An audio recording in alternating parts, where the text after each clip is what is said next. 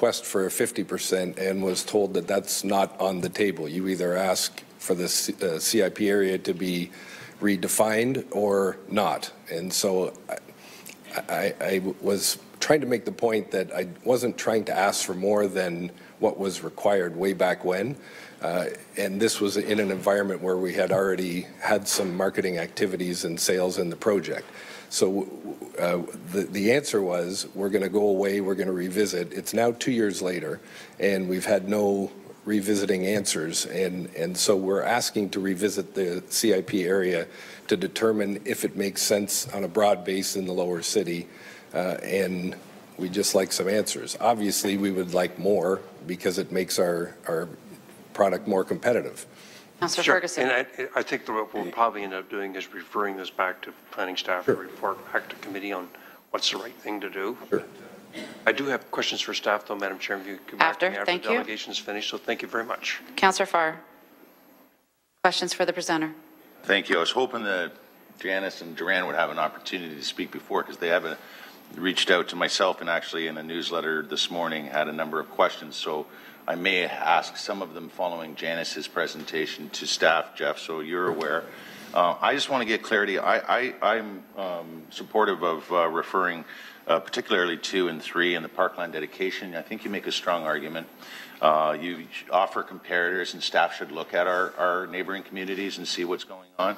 In addition to that, I also, and I know I speak for the DNA, the Durand Neighborhood Association, making some concerted effort to at least study a portion or some form of that parkland dedication, whatever it may be, on the outcome of a study, to look at more than just expanding or creating parks elsewhere, but given the lack of park space within the more denser community or the downtown, some portion of those proceeds, parkland dedication fees, going towards enhancing existing parkland. But that's a conversation for another day. So I do appreciate 2 and 3. I need clarity, though, a little bit more, knowing that I was the one who moved the motion in 2012 when you came and you were looking for some break, the 50 break.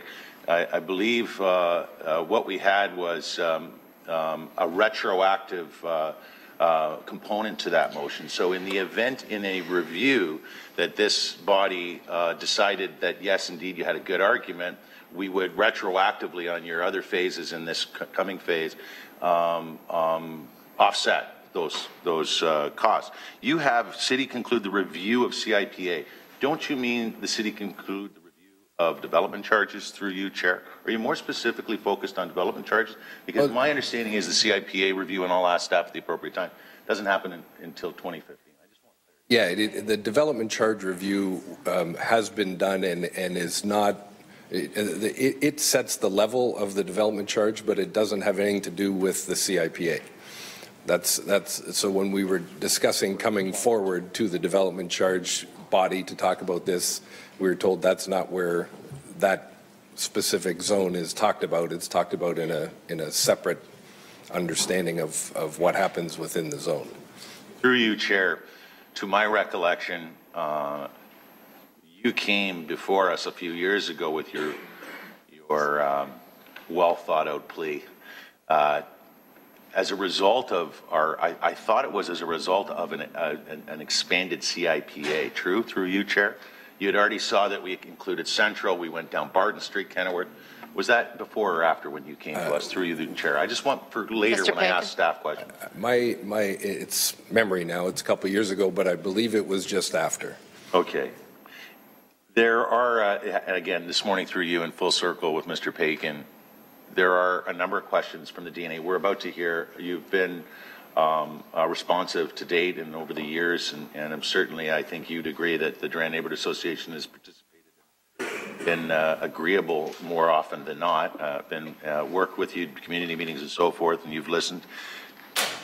In the event we do refer here, but there are still some remaining questions from the next delegate, you're more than willing, I'm sure, Jeff, to sit down and maybe their next community meeting and expand more fully on whatever may be outstanding? Very happy to. Thank you. And just to be clear, we are here on 6.2. This is to include this area into the Hamilton Community Improvement Project area. We're not here to discuss the application that was already approved in August the 12th. Let's keep everybody focused on that, please. Thank you. Thank you very much. Any other questions? Seeing none, receive, please. Councillor Farr, Councillor Furt. Oh, sorry. You had said more and more, we're going to see this more and more. Are you referring to the Durand neighborhood? It's already pretty much developed. No, I'm referring to, you know, there was a beautiful article in the as the guy who's built the first three start from scratch condos in the lower city in the last 25 years, gave me great sense of pride to see that big article in the Spectator of the 20 projects that are being planned for downtown. A lot of very ambitious ones, a lot of very capital intensive ones, some of them very much on the periphery of the zone, and the $30,000 differential on a 2-bedroom unit is going to make a parade come through here. I can also tell you I'm very good friends, and I have their permission to use their name, with the Daniels Group in Toronto, who build this type of building, and they've made it very clear. They came here, they got a tour from city staff. If it's not in the CIP zone, they're out. They're not coming here. They have no interest in being involved in something that is at that much of a competitive disadvantage. And these are the guys who rebuilt Regent Park, so I think they know what they're talking about when it comes to this style of development. Sorry, Jeff, through you, where, just to follow up, where were they considering? They were they had come and had a tour of the opportunities that may or may not exist in the lower city. They're those type of builders. They do a lot of redevelopment stuff, brownfield stuff, and But you would agree, through the chair, sorry to interrupt, yes, Jeff, no, please, that the majority of our core is CIPA. You're exempt, and you've heard the argument before, you're in a highly desirable neighborhood, you are a highly intensified neighborhood. I don't want to get into all the different arguments you've heard from our planners and so forth, and maybe staff have some history lesson for us in brief a little later, but there are still, you would agree, there are still plenty of opportunities. I'm hoping you'll capitalize someday in the near future on some of the surface lots or others in places like Central or Beasley where there is a CPIA. There's more than that, more CIPA, much more than there is not in Ward 2. I'm very happy you asked that question, because glad I asked. At the time I was here building the first and the second building in downtown Hamilton in the last 20 plus years, there were zero. In fact, Councillor Ferguson was quoted in the paper as saying CIP is not working because nobody is coming. With the benefit of demolition credits, which put us on a level playing field, we were able to prove to the world you can actually build a downtown condominium building and have people buy it, and it works. When you add the full development charge and the full parkland, it doesn't work. So I don't think that's the nature of the CIP, is to simply say, if it's not here, it's not happening, because none of them would be happening if there wasn't proof it could. And the only way it could was when we had the benefit of a level playing field with development charge credits. Councillor Farr. Thank you. Councillor Partridge. Yes, thank you, Madam Chair, and good morning, Jeff. Welcome. So I just have a couple of clarifications I want to make. So we've heard that that you're here today because of the DC charges and the boundary of SEPA. And parkland fees. And the parkland fees, thank you. Yes. So we did go through and we did expand the SEPA boundary, as we've heard. And so my question to you, through you, Madam Chair, is what are you looking for or what are you suggesting when we look at expanding the boundary? Is it just to include your area to allow for that Phase 3 development, or should we relook at the whole boundary? Another question I'm very glad you asked. So if I was the big cheese of this process, I would take the entire lower city and I would grid it into grids, make about 12 grids of 4x3. And every time a new application that's permitted comes up within that grid, I would raise the charges 5%, 10% within that grid. And that would allow for a balancing of the competitive marketplace, so that if one area was too hot, they would go up quickly and give an advantage to another area. Right now, that doesn't exist. There's one area where you have a chance to actually get a return on your investment, and then there's a bunch of areas where you can't. And if you don't believe me on that, just wait until Van Cleef comes forward and the guys on Locke Street come forward and. You just can't have that much of a competitive disadvantage and make it work. The value of the unit if I move my building to the far side of McNabb, which is a block and a half away, it's not worth $24,000 more for that block and a half. It just isn't. And so in doing a good thing, you actually create something that is hampering things that are trying to happen. So thank you, and thank you, Madam Chair. So again, what I'm hearing, though, is that you're suggesting, when you say lower city, because the lower city does go all the way to the east end, so it becomes quite extensive. How do you define lower city? So what you're really talking about is a change in methodology and a change in formula, and just how we treat all the different sections of the lower city, however that's defined. Is that correct? Yes, and furthermore, the whole plan of this plan is to encourage intensification in the lower city where the services exist, et cetera, et cetera. So if that's the plan, again, if you go outside of the existing boundary box, which we just saw, to the north and to the east, and if somebody actually wanted to build a building across the street, would you really not want them to because they're across the street? Yeah, I know you have to have a boundary, but when the punishment for not being on the right side of the line is to this degree, you're basically saying if you're outside the line, go away. And I don't think that's the intention. Yeah, no, and I would agree with that. Thank you, Madam Chair. But it's interesting because I don't disagree with some of what you're saying, but at the same time, we do need to have our boundaries clarified. The other last question through you, Madam Chair. In your letter, you state that you're unable to secure financing at this time.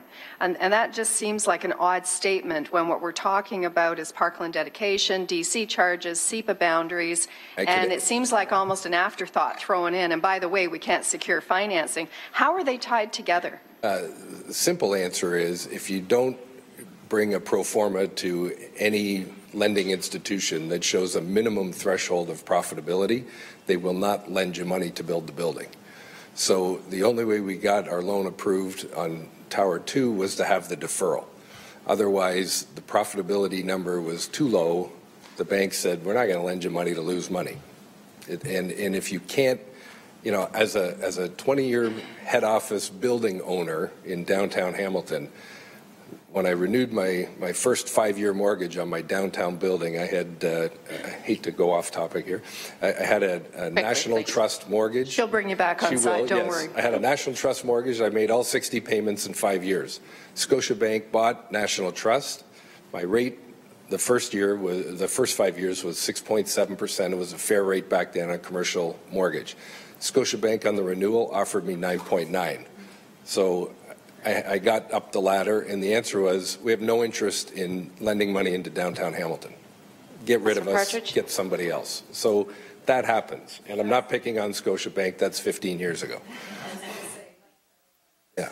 But that's the same answer that we get when we bring a condominium that's sold out to a financing institution. You have to make a minimum threshold, so if you make a mistake, we still get paid back. Okay, Councillor Partridge. Thank you, Madam Chair. I just want to make sure that the statements we're hearing are not from 15 years ago that are being made today as if that is the situation today, because that's a negative statement about not wanting to support downtown Hamilton. Thank you. Appreciate that. We were early adopters on the commercial side 20 years ago and on the condominium side 5-6 years ago. So thank you, Councillor Pearson. Thank you, Madam Chairman, and thank you, Jeff, for the information. And certainly I will comment, we just had Waterfront Trails in Stony Creek that sold out in a day. So I know Jeff knows his stuff and certainly the numbers. I just want to ask, you're saying that your permit expires, what was the date again, next? we don't actually have, well, I don't know when our approval expires. Did you not mention a date into 2015 that you have to start by? No. Well, that would be where the development charges hit their maximum at the building permit stage. The building permit stage, yes. Thank you. And that was the question I wanted to ask of you. So I'm going to ask staff at the appropriate time then where we are with. All right. Okay. Thank you. Can I have a motion, please, to receive the presentation? Yes, you did. Thank you. And it was, sorry, Vanessa, it was Councillor Ferguson and, do you remember? And Councillor Farr. Councillor Farr and Councillor Ferguson, all those in favour? Thank you. Thank you, gentlemen. I'm going to call down Okay, we have a speaker on this. We have someone else that's coming down to speak to 6.2. What is the desire of the committee? I would like to hear that all, if you don't mind, and then we can make those motions. I'd like to call down Janice, please. Janice Brown from the Durand neighborhood. And Janice, as you're making your way down, I'm just going to remind you that we are going to be discussing the expansion of the SEPA area, exemption of the parkland dedication, parkland dedication. We are not here to discuss the application. It was already approved in August 12th. Okay? Am I on? You're on. Thank you. Thank you. And as Madam Chair Brenda Johnson indicated, my name is Janice Brown, and I am the president of the Durand Neighborhood Association. And just before I start, Brenda, I would like to make a point. I responded. My delegation is in response to the letter that was sent to this planning committee. And there were statements in that letter that I asked some questions. Now, those questions probably can be directed to staff. I have no problem with that. But we have an audience sitting here, and I would really like to deliver my entire presentation, which will not take more than 5 minutes, because the questions I have are very pertinent to what happens in the Durand, particularly with the fact that Jeff Paikin said he could not proceed unless finances were secured. Okay, so Janice, I would like that opportunity. But just before you start, we are here to discuss the letter itself, not the application as a whole. I am not discussing the application, but I would like to ask my questions. Yes, you may. Thank you very much. I appreciate that. Okay, so we're going to start now. It's a tough go in this place, I tell you. Yes, ma'am. Yes, it is. I'm glad that I can stand up and speak. Anyway, I am here, and I have some issues, and first of all, it's with the clarification of the letter. The Durand Neighborhood Association requests that the members of the Planning Committee clarify the following items that appear in the delegations letter by the GSP group and the issues that may arise should Phase 3 not be developed. First of all, I'd like to say that the date in the second paragraph is wrong. It should read May 14th, 2014. It was not 2013. That's neither here nor there. The price of the units in the second paragraph advertising states starting from $200,000. I went to the advertising site, and the advertising site says $259,000. Well, to me, that's a huge amount of money. That's a big difference. We have an 11-story condo that was approved with 105 units. However, I have a concern. The 119 parking spots were not mentioned in that, and that is all part of the zoning variance that required that amount. So if Tower 3 is not built, what happens to the parking? And the only department that had a concern with the planning application was parking division, and they were concerned, and there was a clause that was put into that. Page 2, 5th paragraph says that there are going to be gym facilities. The Durand has no idea about gym facilities. That was never mentioned. We do know that there is a gym in Tower 1. However, Tower 1 and Tower 2 and 3 are two different corporations. So that needs to be clarified. And if Phase 3 is not going to be built, what happens to all those salvaged materials from the Thistle site? They're not in Tower 1, so I'm looking for them in either Tower 2 or I don't know what happens to them. And in Phase 3, if it does not proceed, apparently there was to be a landscaped rooftop garden. That was in place of the green space that should have been, but because there was no green space, they allowed them to do the rooftop. If Phase 3 does not proceed, will we get back the green space, and will the rooftop garden not happen? Those are all questions for staff and planning. Now, as far as we're concerned, parkland dedication, cash in lieu. We've got 4 questions here. What we'll do is we'll make sure that your counselor gets those asked of staff, and it may end up online, but I'm just letting you know ahead of time. So go ahead. That's fine. I have no problem as long as those questions get. And Jason has a copy of this, as all of you do. The Durand Neighborhood Association in 2009 supported New Horizon Homes when they suggested that the parkland dedication, cash in lieu, was a large impediment to the initiation of the development of the former Thistle site. They were granted relief for both phases 1 and 2. Our position remains the same, that parkland funds must be used to acquire new parkland needs to be revisited.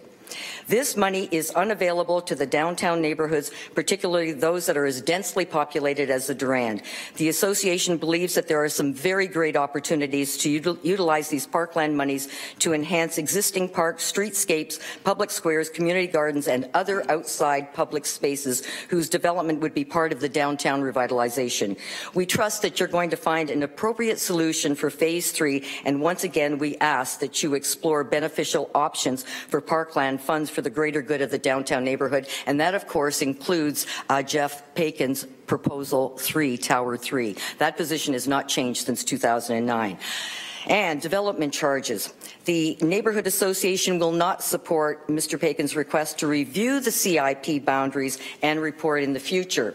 From your own planning documents, folks, and from the provincial planning documents, the CIP boundary was created to facilitate development, redevelopment in targeted locations in need of revitalization, improve public benefits, amenities, and stimulation of private sector investments. While community improvement primarily deals with land and buildings, it in turn can affect social, economic, and environmental matters by supporting physical changes that can result in more socially cohesive, economically sound, and environmentally friendly communities. The purpose of the CIP, as defined above, does not apply to the Durand neighborhood. The Thistle site was the last available space for development. It is also a very desirable space in the Durand. Mr. Pakin, as far as we're concerned, should be delighted that he has the opportunity to build on this very special property in the heart of Durand.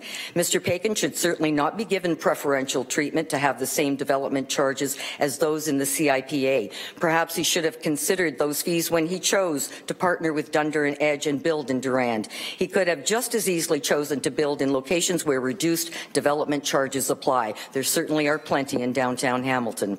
We are unanimous in our opinion that Mr. Pakin was well aware and had full knowledge of all costs, including the development charges, before he collaborated with Dunder and Edge to build City Square. There is also no doubt that the prices of his units reflect these costs. For him to assert that he can no longer proceed with Tower 3 because of development charges is disingenuous. We would suggest that there are other factors that may be impacting Mr. Pakin with proceeding to build Tower 3. In conclusion, we trust that you'll deny Mr. Pakin his request to increase the boundaries of the CIP into the heart of the Durand neighborhood and the accompanying development charges. Thank you very much for your time. Okay, just a minute, Janice. We have people who want to ask questions now. Thank you. Councillor Farr. Janice, through the chair, on your bullets that you want us, and I'm more than willing, as you know, we spoke briefly this morning, to ask questions of staff. Having a look at them, I think 1, 2, 3, 4 of them, the price of the units, second bullet you have here, the 1, 2, 3, 4, fifth bullet, the sixth and seventh bullets may be more in line to be directed at the builder. I don't really care who answers the questions as long as they get asked. Those are questions that we have no knowledge of. That right from the very beginning that you will take this offline with her and the builder and the staff because it's more site plan oriented. It's not here. We're talking about SEPA and we're talking about parkland dedication. So Janice was quite fine with that when I mentioned it to her. Yes, and the through you chair builder agreed to meet with my question then. That's great. Was a lead so we've got that out of the way. Through you chair, is you're satisfied that in short order you'll have an opportunity to speak with the builder and we could get staff at a community meeting. Thank you, Janice. Exactly. I do have some okay, questions so questions of Janice. Any? No, that was my question. Okay, anybody else? Janice, good job. Thank you very much for your time. I appreciate it. Thank you. Can I have a motion, please, to receive Ms. Brown's presentation? Councillor Ferguson, Councillor Farr, all those in favour. Thank you. What is the wish of this committee respecting 6.2? Councillor Ferguson. Yeah, I move it be referred to staff for report back to the committee. And if we get a second to that, I have some comments I'd like to make. Okay, who's going to second this? Okay, so Councillor Farr will second it. It's on the table. Councillor Ferguson, back to you for questions. My only comments are, I find the concept of a 50% reduction or a sort of a sliding scale once you get out of the downtown area interesting. We heard Jeff say that it was something that the city turned down before, but in the report back, I want to just address that so we can get our heads around it. Maybe it's illegal under the Municipal Act, not sure. But I would like to get more information back on that. And also, I know a couple of years ago under Mr. McCabe's watch that there was a suggestion that there is a severe penalty as density increases, that the park dam dedication does in fact go up exponentially. And I'm not sure where that is now. I know there was great interest among staff about addressing that. I think a numbers have experienced that situation in our respective boards. There's certainly a desire to intensify, but it's going to be a penalty to intensify. I'm just not sure. I know we had significant discussions about this at the Open for Business subcommittee. Don't think that ever got across the finish line. So if staff could address that when they come back to us also, I would appreciate it. So you want to report back on 6.2 and also to include the intensification issue regarding parkland? And the reasons why we can't have a sliding scale out where Mr. Bacon suggested he could live at 50%. There may be good reason that we don't do that. I don't understand what it is, and we don't need to debate it today. Okay, so I'm going to turn to staff just to be sure that they understand the motion right in front of you right now, correct? And Vanessa, what about you? If you can just repeat it, that would be great. All of it. So the motion or parkland the comments? Density, sliding scale for The development charges, the issue of a sliding scale, because can Mr. or Jeff says he could live with a 50% reduction, which is certainly more palatable than 100% reduction. And the second part is report back to us on the current status of analyzing an exponential increase in, let me slow down, an exponential increase in park dedication as density goes up. We've had discussions here 2 years ago about it. We've had discussions at the Open for Business. I'm just not sure where the status of that is right now. And I see Steve giving me a funny face, so I'll be happy to talk to him offline about it. That was just your face? What? Through you, Madam Chairman. You're referring to the alternative parkland dedication provisions under the Planning Act, where you can require 1 hectare for every 300 units. That's that alternative provision, and there has been experience in other GTA municipalities where essentially, like a 600-unit development on a 1 hectare site, you're asking for half of that property be dedicated to the city for parkland purposes. That's the theoretical calculation. Or if you had a 300-unit development, you would ask basically for the land to be deeded to the city for parkland purposes. Just for the information of the committee, Planning and Public Works staff have been working on this in a parkland acquisition strategy, both looking at where they're adding 1 or 2 apartments, so sort of on a Main Street type proposal, or as well under the higher density proposals. And it's simply a matter of just it's where it falls in our work program and reporting back. But I understand what the Ward Councillor is asking about. Councillor Ferguson, you're all right? Okay, so we have it for motion to move by Councillor Ferguson, seconded by Councillor Farr. Councillor Farr, you wanted to speak to this as well? Yeah, well, I'm great with points 2 and 3 as it relates to the communication from GSP. On 1, I'm looking for clarity, and before I do that, through you to the clerk, just as housekeeping, the first bullet from the Neighborhood Association, there's a typo. It should say 2014 and not 2013 in the first line of the second paragraph of that communication.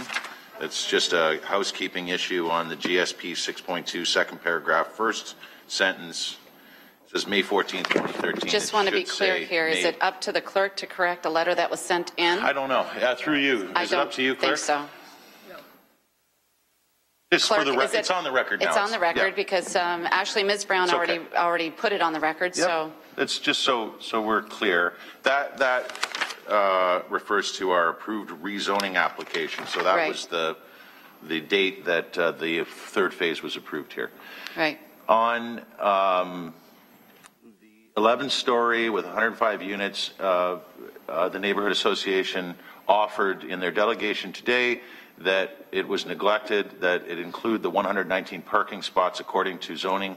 If Tower 3 is not built, how many parking spots will be required? It's a good question, and it is relevant, I think, through you, Chair, to Steve or staff. Is it answerable in this form? I believe that was something that was pointed out during the planning meeting at the time, and they were on record to say 119. However, having said that, do we have anyone here that can recall the same conversation where the applicant committed to 119? The question is, if Tower 3 is not built, what happens?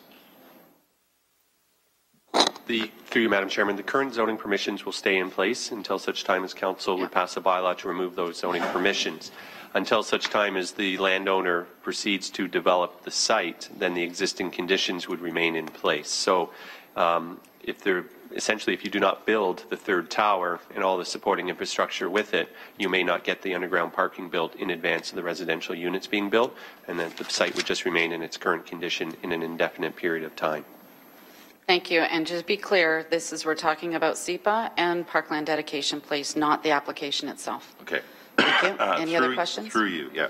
Through you, just again on the GSP 6.2 letter and focusing on one, and through staff for clarity of this committee, it says city conclude the review of CIPA boundaries and report in the near future. That was the request from our delegates, Jeff Bacon and his team today. Through you to Jason, I'm having trouble, and I sort of brought it up with Jeff. I'm not aware of any review, or I thought that review occurs in 2015 naturally. Through you, Chair, could you offer clarity generally on number 1.1? Mr. Thorne, update? Yes, through you, Madam Chair, you're correct. The CIP is scheduled for a comprehensive review in 2015, right. And that will be a public process, a statutory process with public meetings. So any members of the public who want to come out and speak about the boundaries of the CIP or the incentive programs that apply within the CIP would have opportunity to do so. Thank you, Councillor. And so I referred, Madam Chair, to, I had asked Jeff, is he more referring to development charges and not the CIPA boundary? It sounds like the CIPA boundary, and knowing that it's fairly imminent, review, extensive review. On the DCs, recently council approved through our DC subcommittee a de-escalating advantage for CIPAs. Through you to Jason, can you offer some brief clarity on what it was a few months ago that council approved and how it relates to the first of the three suggestions by our delegates from Horizon today? Sure, through you, Madam Chair. The bylaw as approved applies the DC exemption to the CIP boundary area of 90% phasing down each year by 5%. And so that is the bylaw that was passed. To revisit that would require revisiting the DC bylaw itself. Councillor Farr. So essentially what you're saying is, through the chair, if as seconder to Councillor Ferguson's motion, is it if we were to try to achieve appeasing the developer today, we would need a 2/3 in some portion of that decision making through you? Mr. Thorne? Oh, actually, it would probably be Vanessa? 2/3 majority of council to change a recent decision? Yes, it would require a reconsideration if it's this term of council, so we'd have to go through that. With regards to SEPA and development charges. Development charges specifically. Thank you. Development charges. Yeah. I'll let, I think there's some other questions from our committee, and then I may have a few follow-ups for staff. Okay. I've got Councillor Partridge. Yes, thank you, Madam Chair. And I just want clarification on something that through you to Steve that he mentioned. When we're looking, you said staff are currently looking at a review of the SEPA, and Councillor Ferguson's motion was to suggest that we look at a de-escalation, if you will, of the SEPA charges. But I'm wondering, Jeff also mentioned in his presentation considering the lower city geographically as opposed to the current SEPA boundary. And I'm just wanting to clarify, is that something that staff is looking at as well? Is that being included? Mr. Thorne? Yes, through you, Madam Chair. As part of the CIP review next year, the boundaries would be reviewed and applying the same criteria that were looked at in previous reviews, looking at the areas that need and would benefit from that additional stimulus, typically looking at blighted areas, areas where there's significant numbers of vacant properties. Those are the kinds of criteria that are looked at in terms of where the CIP incentive programs should apply. Durand neighborhood has been looked at in the past during those reviews and was deemed to not meet those criteria. But as I said, through the review next year, any members of the public can make presentation in terms of where those boundaries should or should not apply. Okay, thank you for that. Thank you. Councillor Clark. Morning. So, just to be clear on the development charges, it's not simply a reconsideration motion that would be required. We have to follow the Development Charges Act. So, if we're to go down that road, we would have to draft an addendum. We would have to have public meetings and go through a development charge review process again to put forth some type of recommendation to change the development review or change the development charges itself. It's not something that council can just on a whim do a reconsideration motion and put in a new DC bylaw.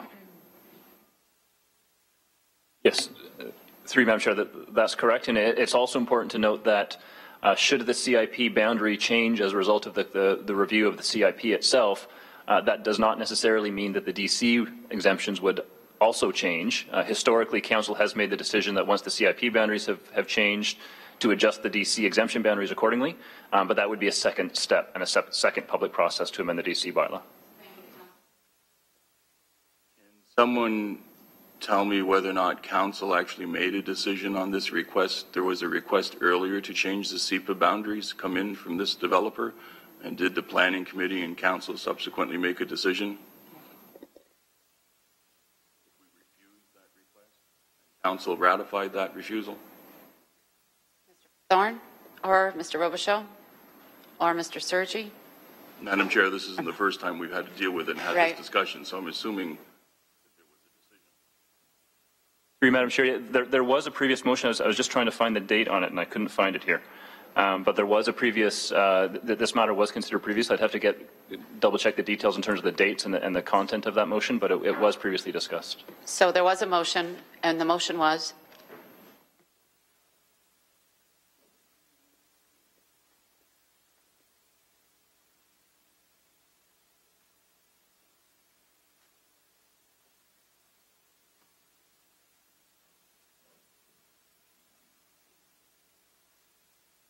Through Madam Chair, the date of that was November 2012. I do have the text of it here. I can read through it. It's a couple paragraphs. Thank you. That the feasibility analysis of adding the City Square condominiums parcel to the recently expanded downtown community improvement project area be deemed complete, and that no inclusion of said parcel be made to the downtown SEPA and or the corresponding downtown development charges exemption area. That's part one. Part two, that any reduction in apartment condominium development charges rates from the city's 2014 development charges study and associated bylaw be applied retroactively to the City Square developments phase 2 development and any other apartment condominium developments that occur between November 2012 and the implementation of the 2014 DC bylaws. Councillor Clark. So, Madam Chair. Can you please lean forward a little bit? We're discussing the problem with these microphones today. So given that that decision was made and ratified by Council, then we really should simply be receiving the letter that's before us. And if Council wants to reconsider that decision, they have that authority at Council. We don't have that authority here. If the decision has already been ratified by Council, it's no longer in the possession of the Planning Committee. All right. Thank you. Councillor Pearson. Madam Chair, Councillor Farr and Councillor Clark have clarified and asked the same questions. Okay, thank you. Back to you, Councillor Ferguson. We'll just put the motion. I'm just asking for a staff report back on this. They can explain all the issues, whether it's, we don't have authority or whether we do, and what's going on with the park dedication review. So I still like to see that report back, so my motion stands. Okay, so Councillor Farr. Again, just to follow up on the previous questions, through you to Councillor, to Jason Thorne. If you could read the second part of the motion that you just read regarding the DCs. Sure. Through you, Madam Chair. That any reduction in apartment condominium development charges rates from the city's 2014 development charges study and associated bylaw be applied retroactively to the City Square condominiums phase 2 development and any other apartment condominium developments that occur between November 1st, 2012 and the implementation of the 2014 DC bylaws. Okay, so through you to Jason. Chair. There was no reduction, correct, through our DC review that was finalized a few months ago. Through you, Chair. With regards to this property? With regards to this property. Through you, Madam Chair, with regards to this property, that's correct. And therefore, through you, Chair, they unfortunately do not see any retroactive exemption through you, Chair. Through Madam Chair, that's correct. Thank you. Mr. Clark. That doesn't prevent you from following through on what's being requested generally by Councillor Ferguson in this motion. Do you see any issue with the motion through you, Chair? Through Madam Chair, no, I think the motion is clear. All right, we have the motion in front of you right now. Please, all those in favor? Any opposed? Councillor Clark and myself. Thank you.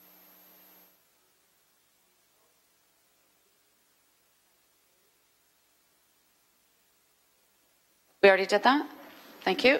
6.3, this is application for official plan amendment and zoning bylaw. Excuse me for a minute, please. Amendment to the lands located at 122 Dundas Street East in Flamborough and Ward 15. Members of the public, in accordance with the provisions of the Planning Act, please be advised that if a person or public body does not make oral submissions at a public meeting or make written submissions to the Council of the City of Hamilton before Council approves the official plan and zoning bylaw amendments, the person or public body is not entitled to appeal the decision of the Council of the City of Hamilton to the Ontario Municipal Board, and the person or public body may not be added as a party to the hearing of an appeal before the OMB unless, in the opinion of the Board, there are reasonable grounds to do so. Is there anyone here for the application 122 Dundas Street East in Flamborough? I'm going to call it 3 times, please. Anyone here for 122 Dundas Street in Flamborough? Third and final time, anyone here for 122 other than the applicant? 122 Dundas Street in Flamborough. Sir, are you the applicant? Okay, thank you. All right, that's great. Can I have a motion, please, to close the public meeting? Councillor Partridge, Councillor Pearson, all those in favour. And now I'm going to ask if the committee would like to see a staff presentation. Councillor Partridge. Yes, thank you, Madam Chair. And I have been working with our planner on this, Greg McDonald, and to date there has been no correspondence received either in support or against the application. I would move to waive the staff presentation if I can get a seconder, please. Councillor Clark? Yeah. Councillor Clark is seconding it to move the staff presentation. All those in favour? Carried. Thank you. Back to you, Councillor Partridge, for 6.3. Yes, so thank you. I do have just a couple of questions for staff, if I may. Thank you. Okay, through you, Madam Chair. My question, we'll direct it to Greg, I guess. I just wanted to get some clarification. Excuse me. In a couple of spots in the report, it refers to the developments as being 2.5-story, but it also refers to them as being a 3-story. And I'm just wanting clarification, please, on which one is it? Mr. McDonald, Senior Planner on the file. Left it in his other purse.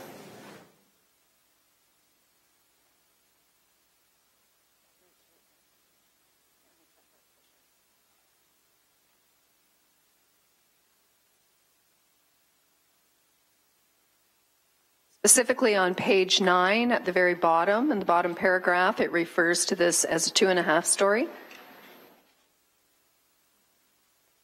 And then on page 11, again, the last paragraph, it refers to 22 3-story block townhouses. I'm just wanting clarification on that. Thank you, Greg.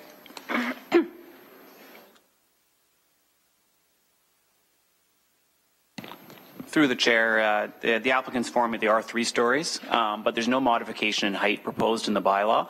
So the Flamborough zoning bylaw permits a maximum height of 11 meters, and they're less than that. Thank you, Councillor Partridge. Thank you, Madam Chair. So just to clarify then, and for anyone watching, the 3-story that's being proposed is actually less than the 11 meters which are allowed. Is that correct? I just want to confirm that's what I heard you say. That's correct. Okay, thank you. And then in terms of parking, this particular development has one private road with a T-bone in it. That may not be the right terminology, but you know what I mean. She's hungry. Yeah, I'm hungry is right. I haven't had my brekkie. And I'm just concerned about whether there is parking allowed within that private road or if there is not. Parking, as in Councillor Johnson's ward, is just a significant issue. This particular development is right off Highway 5, which is called Dundas Street within that area, and there is a 5-lane highway. There is absolutely no parking allowed and no access to any of the surrounding streets. So I'm just anticipating that this, again, could be a huge issue. My office deals with parking in the new developments almost 3-4 times a week. So through you, Madam Chair, could you just clarify whether there is on-street parking within that development, and if not, where are they supposed to park?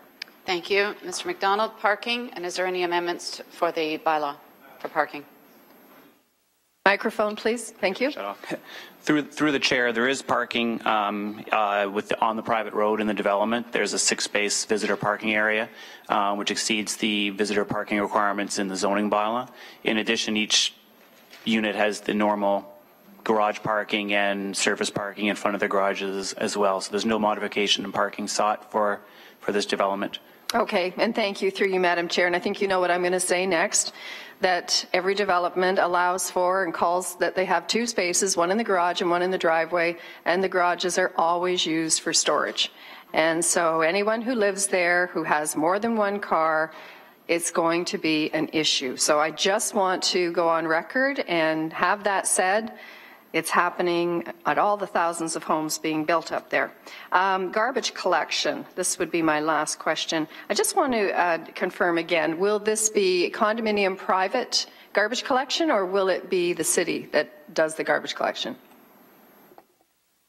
Through the chair, the Waste Management Division has advised that it can be picked up municipally. The truck can access down, do the turn in the visitor parking area. There may be a few of the units in the southern end that a small garbage pad area may be needed for, I don't know, 5 or 6 units, something like that, because it won't back down all the way to the end. Okay. But that was the advice given from Waste. All right, thank you. And sorry, I do have one more question, and this is to do with Canada Post. Can you just clarify where the Canada Post box would be for this particular development?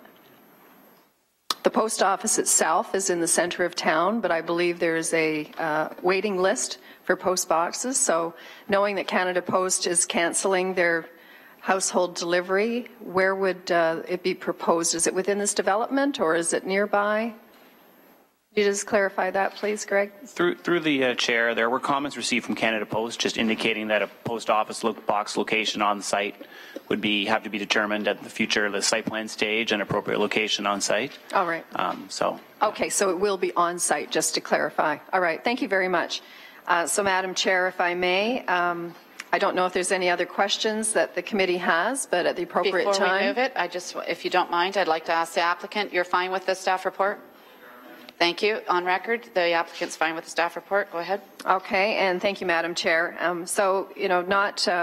This particular development is not in the core of Waterdown. We had previously, I had moved that there would be no residential development within the core of Waterdown, and that was approved by this committee and by council to allow for traffic calming and traffic management plan study to be done, which we are still working on.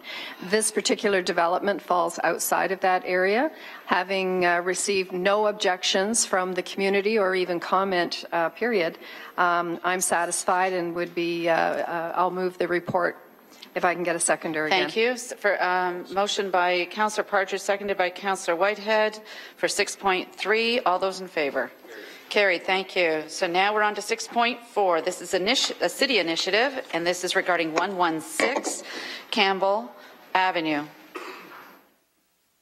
Members of the public, in accordance with the provisions of the Planning Act, please be advised that if a person or public body does not make oral submissions at a public meeting or make written submissions to the Council of the City of Hamilton before the City approves the City initiative, the person or public body is not entitled to appeal the decision of the Council of the City of Hamilton to the Ontario Municipal Board, and the person or public body may not be added as a party to the hearing of the appeal before the OMB unless, in the opinion of the Board, there are reasonable grounds to do so.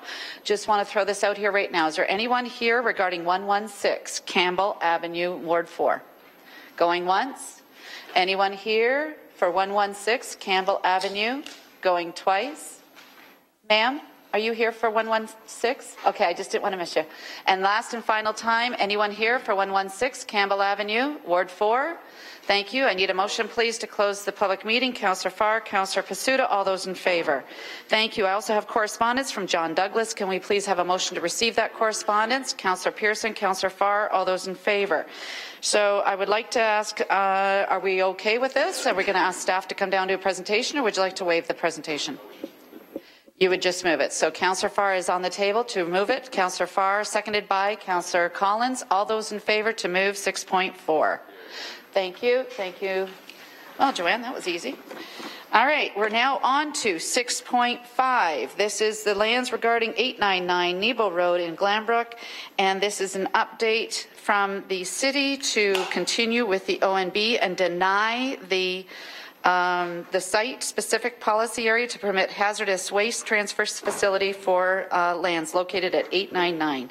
So I have it on record right now with Councillor Collins to move it, Councillor Whitehead to second it, and I'd like to turn the chair over for Councillor Collins just for 2 seconds, please, so I can first of all, I want to acknowledge that Anne Tenier is here from the Maple Leaf. As you all know, Maple Leaf has come in to help the City of Hamilton at the OMB to help deny this. And I also want to thank Councillors Jackson and Clark. They were very adamant, probably about 10 years ago, to get all the do's and the don'ts for this particular industrial park to remain prestige. This is what's allowed, this is what's not allowed, and this list has been very helpful for anyone coming in afterwards to establish businesses. So I really support this at 6.5. I would like to ask my colleagues for their unanimous support on this. Thank you. Thanks, Madam Chairman. I have Councillors Jackson and Whitehead on the list. Councillor Whitehead and Councillor Jackson. Thank you. Councillor Whitehead. Thank you. Well, I also remember the discussion, and the biggest concern back when the original application was in is we were creating a slippery slope. This council saw fit to ensure that we made it very restrictive in anticipation of any possible slippage into hazardous material. So it was pretty clear what the intent was then, and it's certainly clear what the intent is now, and certainly endorse and support the staff's position. Thank you. Thank you. Councillor Jackson, welcome. Thank you, Madam Chair, and just echoing your comments and Councillor Whitehead's, and I know Councillor Clark's strong support as the three bordering councillors. And I just want to say to the past and current owners how disappointed I am that they even have applied and got to this point where they've had to put the committee and the community in this position. But I want to thank staff, General Manager Thorne and Anita Fabic, and some of the local businesses who are rallying to ensure that hopefully this will come to a successful conclusion for, I believe, the overwhelming members of the residential community within a mile or two, as well as the other business owners. Thanks, Madam Chair. Thank you. Thank you, Councillor Jackson. This gives the residents a comfort level. I have been remiss. I should have read this out ahead of time, and I apologize. And I have to do it with this one as well. Members of the public, in accordance with the provisions of the Planning Act, please be advised that if a person or public body does not make oral submissions at the public meeting or make written submissions to the Council of the City of Hamilton before Council approves the official plan amendment, the person or public body is not entitled to appeal the decision of the City Council of the City of Hamilton to the OMB, and the person or public body may not be added as a party to the hearing of an appeal before the OMB unless, in the opinion of the Ontario Municipal Board, there are reasonable grounds to do so. Is there anyone here to speak on this issue? We have correspondence right now from the Maple Leaf. Is there anyone else here who would like to speak to this issue? 899 Nebo Road. I'm sorry, sir. Do you want to come down, please, just for a second? Sorry? No, I just want to hear what he had to say. Sorry, sir. Can you just repeat yourself?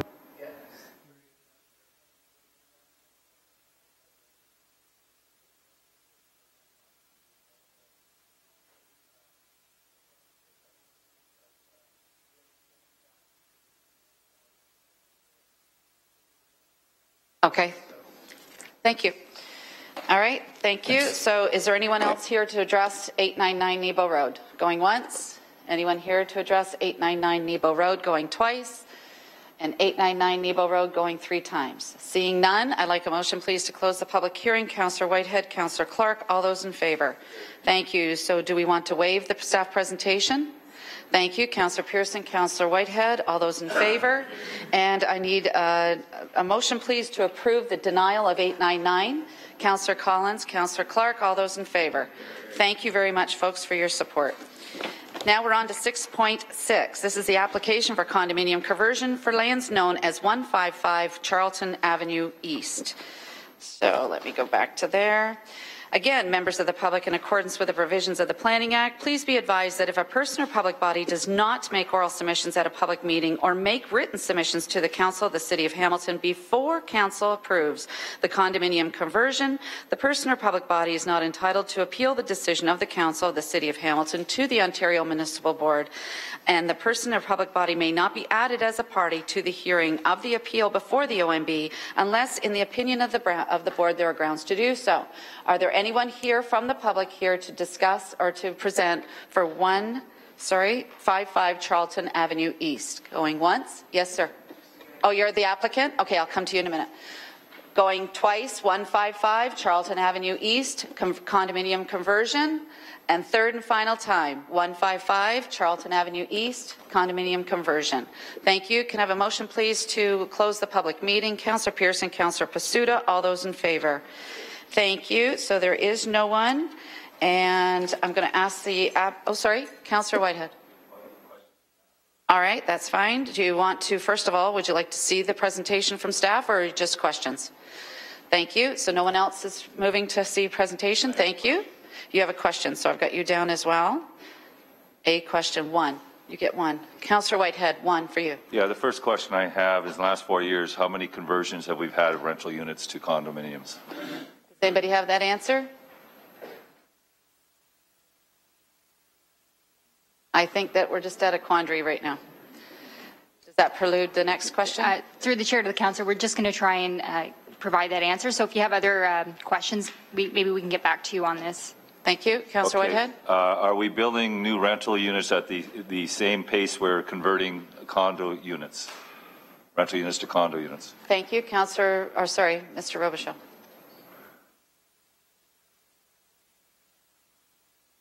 I think Kristen wants to answer. Just a minute. I think if that's okay with you, Steve, we have your staff here that seems to have the answer. I'd be more willing to defer to housing to provide Kristen? the answer. In the last 10 years, we have had 1,900 condo conversions. And the next question was, how many have we been building to rent? Again, in the last 10 years, 778. So 1,900 versus 778. Thank you, Councillor Whitehead.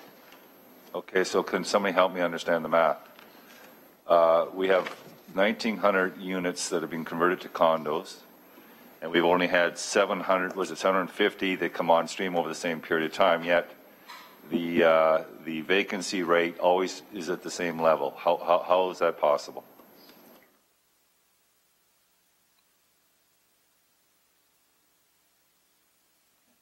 Through you, Madam Chair. That would be a potential net loss of 1,148 units, which is 1.8% of our overall rental housing stock. So losing those units did not dramatically impact the overall quantity of our housing stock. Thank you. Councillor Whitehead.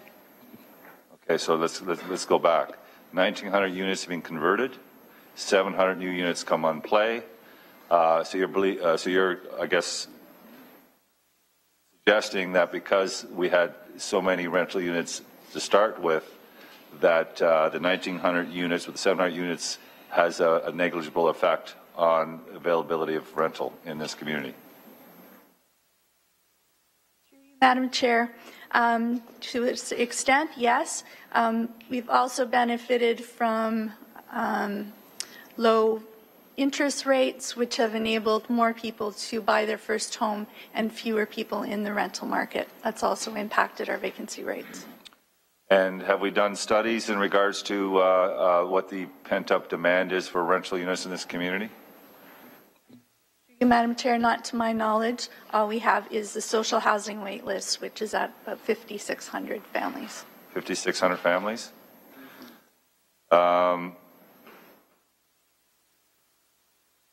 And I know that I had asked for a study, and we had that study come back, and the study that came back did not identify, when you count the amount of rental units that are in play, and you grade them relative to their the standards, the appearance, the upkeep, and so forth, what kind of stock are we leaving behind when we convert the good stock over to condominiums? Madam Chair, we don't currently have the data to be able to determine that. All we have is 2006 census data, which indicates whether a unit needs major or minor repairs, and we don't have a change over time. We don't have 2011 data yet. It would require a separate survey or a study of some sort to look at the individual units or the buildings to determine their state of maintenance. Okay, so Madam Chair, I have a few comments. I don't know if you want me to do them now or do them later. No, we'll do them now. Thank you. Well, Madam Chair, I've always been concerned. Staff is just looking at numbers. They're not looking at quality. It's clear from the original study that was done that we didn't have the wherewithal or the depth to do that. But anyone that's out there that has rental units, and many of them in their community, they know where the good ones are and they know where the bad ones are. And unfortunately, what's happening here is the good stock are being converted, meaning that what we're leaving behind, which is part of that count that they include in the vacancy, is the ones that our property standards are often going to, are substandard, and are in fact, I wouldn't have my daughter or son live in them. And that's what we're leaving in the wake of these conversions. And that's part of, unfortunately, the count on the vacancy. So we're really not looking on the social aspect or the standard aspect when it comes to what these vacancy rates. Microphone, please. It concerns me that we're driving people that can ill afford to buy their first home into a lesser stock because they can't afford a condominium. And I think we need to, again, and I'm going to keep pounding that drum, review this particular policy. I think it's backwards. I think it's treating people without means with disdain. Thank you. Thank you. And I have Councillor Farr and then Councillor Pearson. First and foremost, Madam Chairman, as to the previous speaker and his diligence and his focus on this particular issue over the 4 years now I have been on council is impressive. He has received some quality answers, I think, at another committee level, Emergency and Community Services. We had a study recently, a report back, and essentially our committee, to my recollection, was told we need to keep an eye on this issue, that we were sort of laying around a fine line or a bit of a bubble, and it's important that we have people like Councillor Whitehead paying attention to this. That said, as I remarked then as chair and will reiterate now, the key for me when we dealt with our first, there was only been a few now that I've seen through Planning Committee on this particular issue of conversion. The first question, and I was involved quite a lot in the first issue, was making absolute certain that when we do these sorts of conversions that existing tenants are protected, and of course they are under the Residential Tenancy Act. So whoever's living in these rental apartments now may remain living there and of course have options to buy their unit if they'd like. Now that said, to the question through you to staff, when we answer the good question and the previous speaker's diligence in keeping stats available to us all, we're hearing 1,900 conversions versus, this is units, versus 778 new rentals. Now, when we mention this, and we talk about that these are conversions, are we acknowledging the fact that they're approved for conversion, but a conversion has actually may or may not have occurred, knowing that we have the Residential Tenancy Act, and that even if we had one 10 years ago, if that tenant still sits there, are you including in your numbers and your stats the fact that yeah, it may be approved, but it may not have happened yet? Through you, Chair. So just to clarify, 75% of the tenants have to sign to turn it into a condo. Are you talking about the 25% that are still there? No, if there's an... Maybe there? Through you, Chair, and for clarity. Okay, thank you. Yeah. A building is approved, a rental building is approved for condo conversion. Are you getting your stats based on the approval or the fact that per unit it has actually happened through you? So practical versus theory. Thank you. Through you, Madam Chair, to the councillor, that figure is potential conversions, which means they've been draft approved and not fully approved.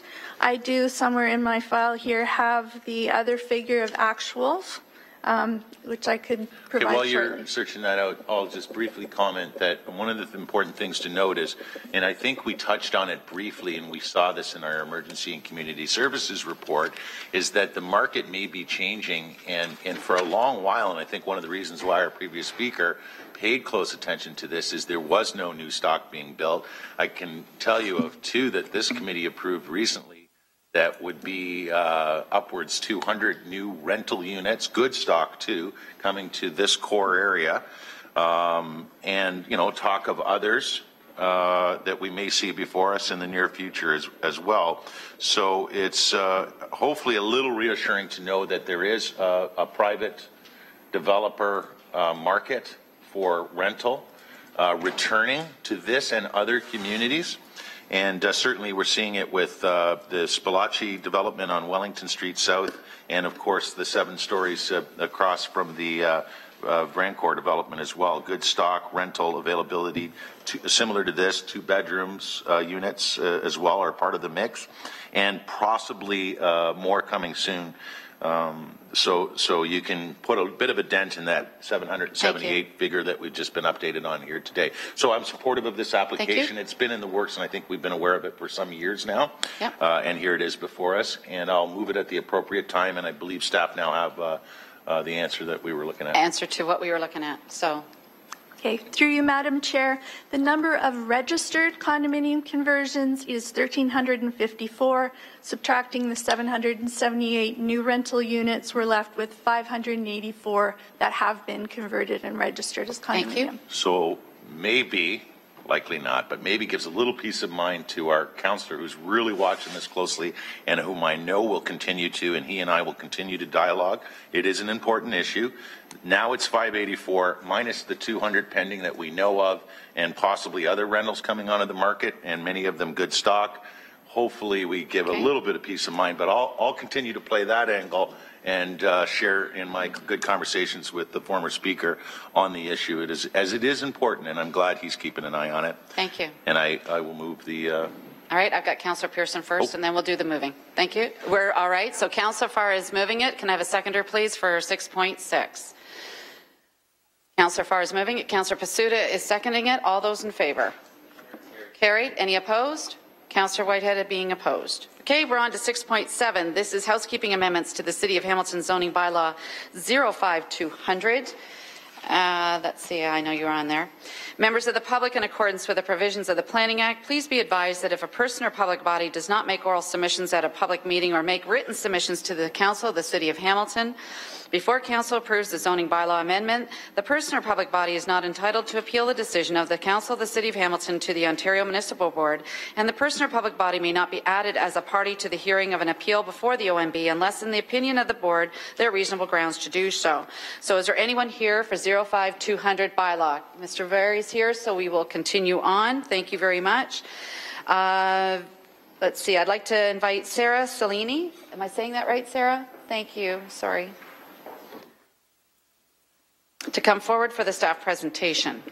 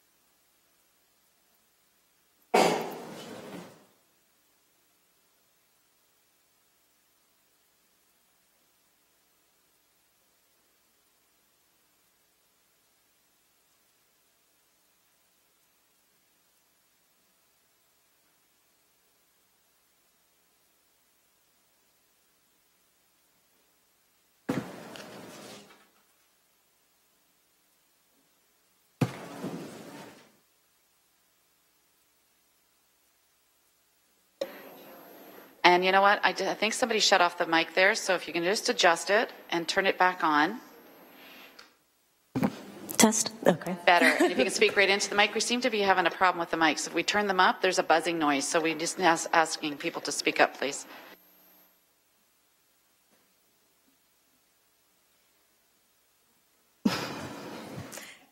Good morning, Madam Chair, members of Planning Committee, fellow staff, and interested public.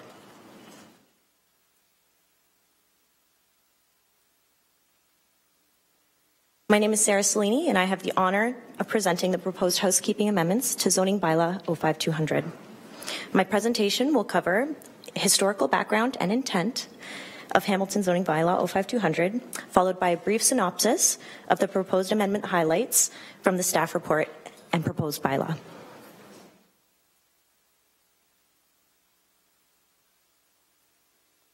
The zoning bylaw was developed in stages by topic area. It came into effect May 25, 2005, with the implementation of the downtown zones, followed by the open space and park zones, institutional zones, and industrial zones. With the rural zoning project anticipated to be completed next year, the final zoning categories remaining to be completed are the commercial mixed-use zones and the residential zones. Completion of these zoning projects will incorporate the rural, residential, and commercial properties into the completed Hamilton Zoning Bylaw 05200 document.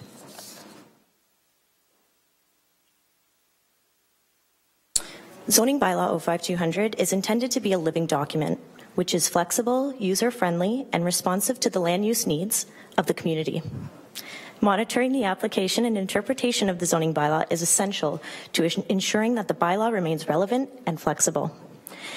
The proposed housekeeping amendments includes updates, modifications, clarifications regarding uses and associated regulations within the bylaw.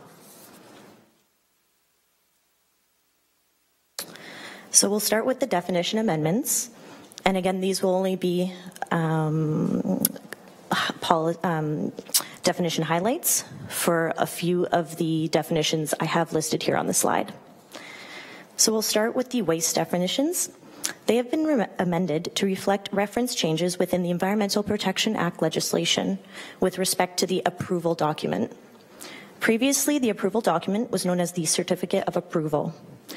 The name has been replaced with the phrase Environmental Compliance Certificate, or pardon me, Environmental Compliance Approval. Therefore, an amendment to update the waste definitions are required in order to stay current with the approval document name change. An amendment to the warehouse definition is proposed to maintain the intent of a warehouse use. A warehouse is for the indoor storage of the, a warehouse is for the indoor storage of goods, not the outdoor storage of goods. Therefore, the current warehouse definition allows the storage of goods on land in a building, structure, or part thereof, which technically allows for the outdoor storage of goods. However, by revising the definition to read for the use of building or structure only, the intent of the warehouse definition is maintained. Moving along to definition to be added to the housekeeping amendment. No definition for visibility triangle exists in the bylaw currently. Therefore, an amendment is proposed to add the definition to ensure that there is no ambiguity or confusion when applying the regulations applicable to setbacks from a visibility triangle.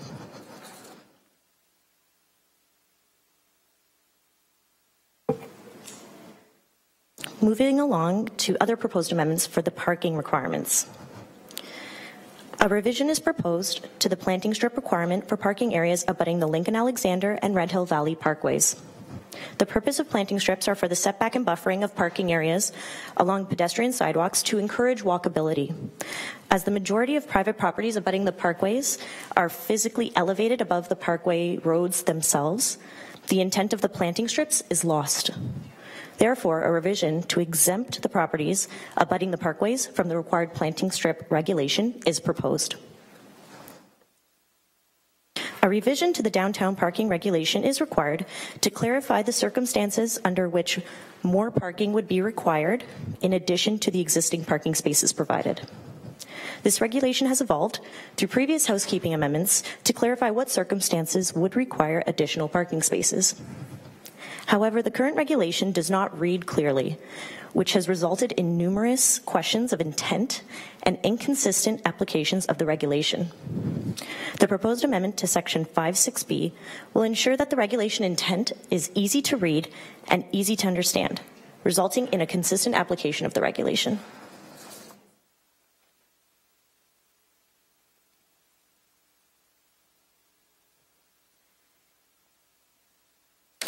Moving along to proposed amendment highlights to Section 6 of the Heritage Character Zone regulations. The Downtown Heritage Character amendments are proposed to provide clarification and to ensure consistency when implementing the regulations of the Downtown Heritage Character Zone. Currently, the provisions of the Heritage Character Zone apply to any changes to the building, including renovations to the interior and non-street facing facades. However, the intent of the Heritage Character Zone is to maintain the facades abutting streets and not to the interiors or non-existing facades.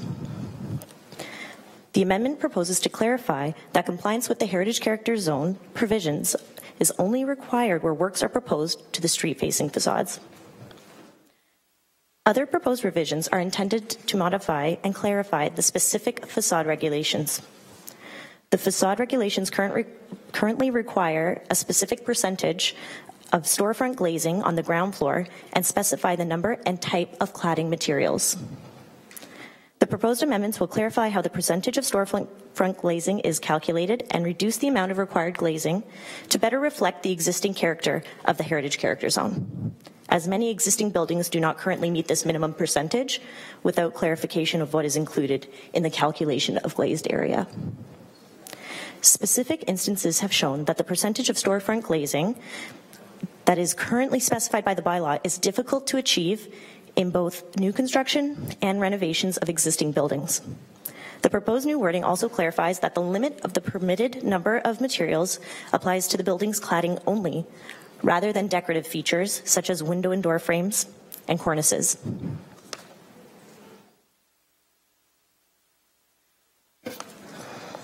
So this is an example of a building within the Heritage Character Zone. Currently, the regulation requires 80% of the ground floor facade to be composed of windows and doors. So this is anywhere at the sign and below. This example would not meet the regulation and would require variances to the bylaw. With the approval of the proposed amendments, this building will conform to and exceed the proposed regulations, being a minimum of 60% of the ground floor facade to be composed of clear glazed windows and doors.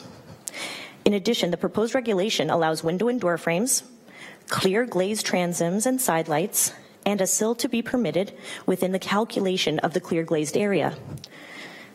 The proposed regulation also excludes signage, as well as opaque or spandrel glazing from the calculation of the glazed area.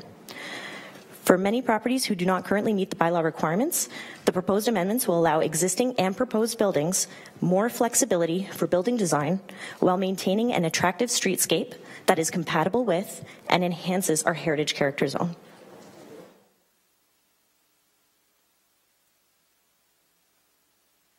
Moving along to proposed amendments to remove permitted uses. A home business is defined as a secondary use to a dwelling unit.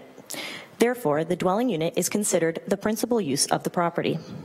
The zone categories in the bylaw list permitted uses that can be established as permitted uses on properties. As home businesses are secondary to a permitted dwelling unit, it must be removed from the permitted uses lists in all zones for consistency purposes.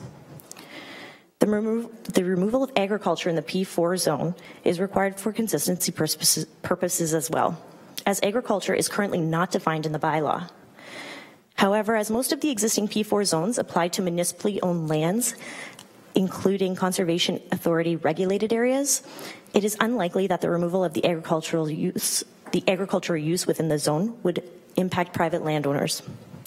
As the P4 zones traverse rural and urban lands, an undefined agricultural use is problematic, as there is no definition or regulations associated with the implementation of an agricultural use. The intent of including an agricultural use within the urban P4 zone was to permit community gardens and/or urban agriculture. To To permit agriculture within the urban area, additional research and associated future amendment by staff is required in order to determine appropriate regulations for community gardens and other urban agricultural uses. The intent for including agriculture as a permitted use within the P4 zone was for properties located in the rural area, so that they may continue their agricultural operations. Therefore, in order to maintain consistency in the application of the bylaw, it is proposed that the uses be removed.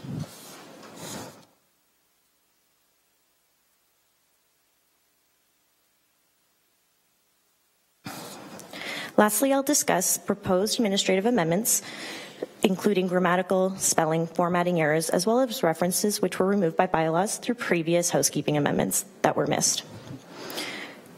For example, the planting strip regulation reads, where a planting strip is provide, an architectural wall shall be permitted to a height of 0.6 meters.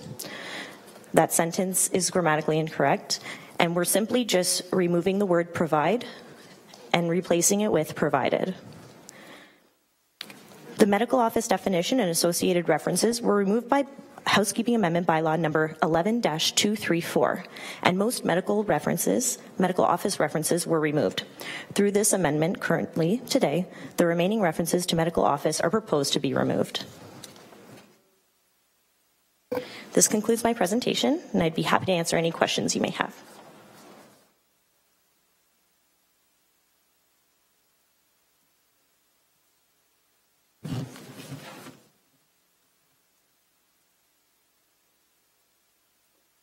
I apologize. Thank you. Councillor Collins has some questions, please. Yeah, thanks, Madam Chairman. And I had just distributed a map to committee members, and I had provided a copy to Steve as well. And it's regarding this whole issue related to sheds. And I know there was a story in the paper the other day, and I'm assuming that that applies to the 05200. That wasn't contemplated as part of this review here. Can we get an update on that issue? Through the chair to the councillor, are you referring to personal sheds, like for accessory buildings for residents? Yes. So due to the fact that the residential zones have not been included in 05200 as of yet, that has not been anticipated. However, we do have an accessory building section in the bylaw, and for the downtown zones that permit single-family dwellings or two-family dwellings, they do have accessory building regulations contained in them. However, those provisions are not subject to the bylaw, those were not in the scope of the project that is brought forward to you today. Right. Thank you. And Councillor Collins, Steve would like to jump in if you don't mind to add to that. Yes, if I can assist through you, Madam Chairman. Zoning bylaws are living dynamic documents, and working with the Building Services Group, we recognize that there was a need to do these updates to 05200, but we've also been developing a corresponding list of housekeeping amendments to the current existing zoning bylaws, and that it's our plan to bring them forward to the next available planning committee after the municipal election, whether that be December or January, to look at, or February, to look at where we can make some quick housekeeping amendments to the zoning bylaw to address some of the issues that we currently have. There's a variety of discrepancies between the bylaws in terms of some of the regulations, and if there's an opportunity to fix some of those to make it easier for our customers and our clients, then we will identify those and bring those forward in the new year. But we wanted just to bring forward these changes to 05200 because they had been also identified as causing some issues in terms of administration of the bylaw on a day-to-day basis. So thank you, Councillor Collins. Thank you for that. And so the 05200, the amendments that you're talking about later would be included or refer to 6593 as well, zoning bylaw 6593? Through you, Madam Chairman, that is correct. There are some amendments necessary to each of the former municipal zoning bylaws, and one of those would be 6593. So we're trying to look at some of those sort of quick wins that can remove the necessity for a lot of these minor variance applications where they're routinely approved by the Committee of Adjustment. There's no issues within the neighborhood, and it would just simplify things by dealing with that. One of those accessory buildings or accessory garden sheds, that's one of the areas. There's a series of different regulations. For example, in 05200, an accessory shed would be permitted in a side yard, where in some of the other zoning bylaws like 6593, you cannot have an accessory building within a side yard. So it's those kind of changes that we could make that are very easy, and they would just harmonize our zoning regulations across the city and remove some of the current administrative barriers that we are having in terms of people doing what they want to do. Councillor? Thank you for that. Does that include, is there an opportunity to get a laundry list of what we can expect to see then in the fall with those zoning amendments? I know that Councillor Pearson had come to the committee before with the air conditioners and where they're located with the lot line. We've dealt with the RV issue in, I believe it was Councillor Johnson's area, and there was the whole issue of harmonizing the RV bylaws across the city. So there seems to be a recurring list of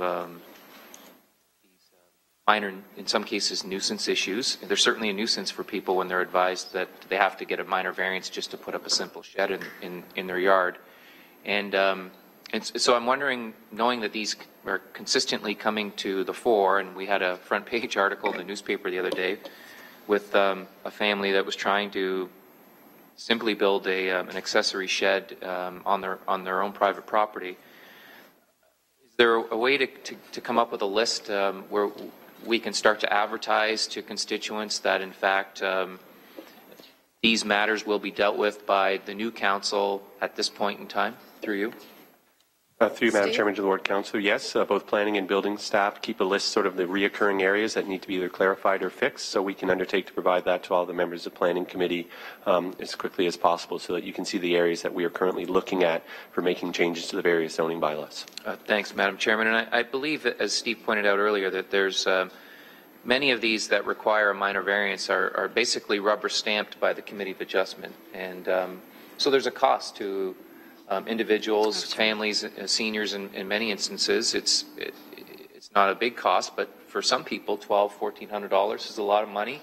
And if a neighbor chooses to challenge them, then they're forced to incur additional costs to go to the OMB, which isn't right, knowing that in many cases what they're proposing is really the norm in many neighborhoods across the municipality. So I'm anxious to understand if there's some opportunity between now and the time that those amendments appear before the committee. Is there an opportunity for us to do something proactively so as to avoid the situation like we read about in the newspaper the other day, the one that I've put in front of you, where the resident has come into the city to ask for a building permit to build a shed in their side yard? As you can see from the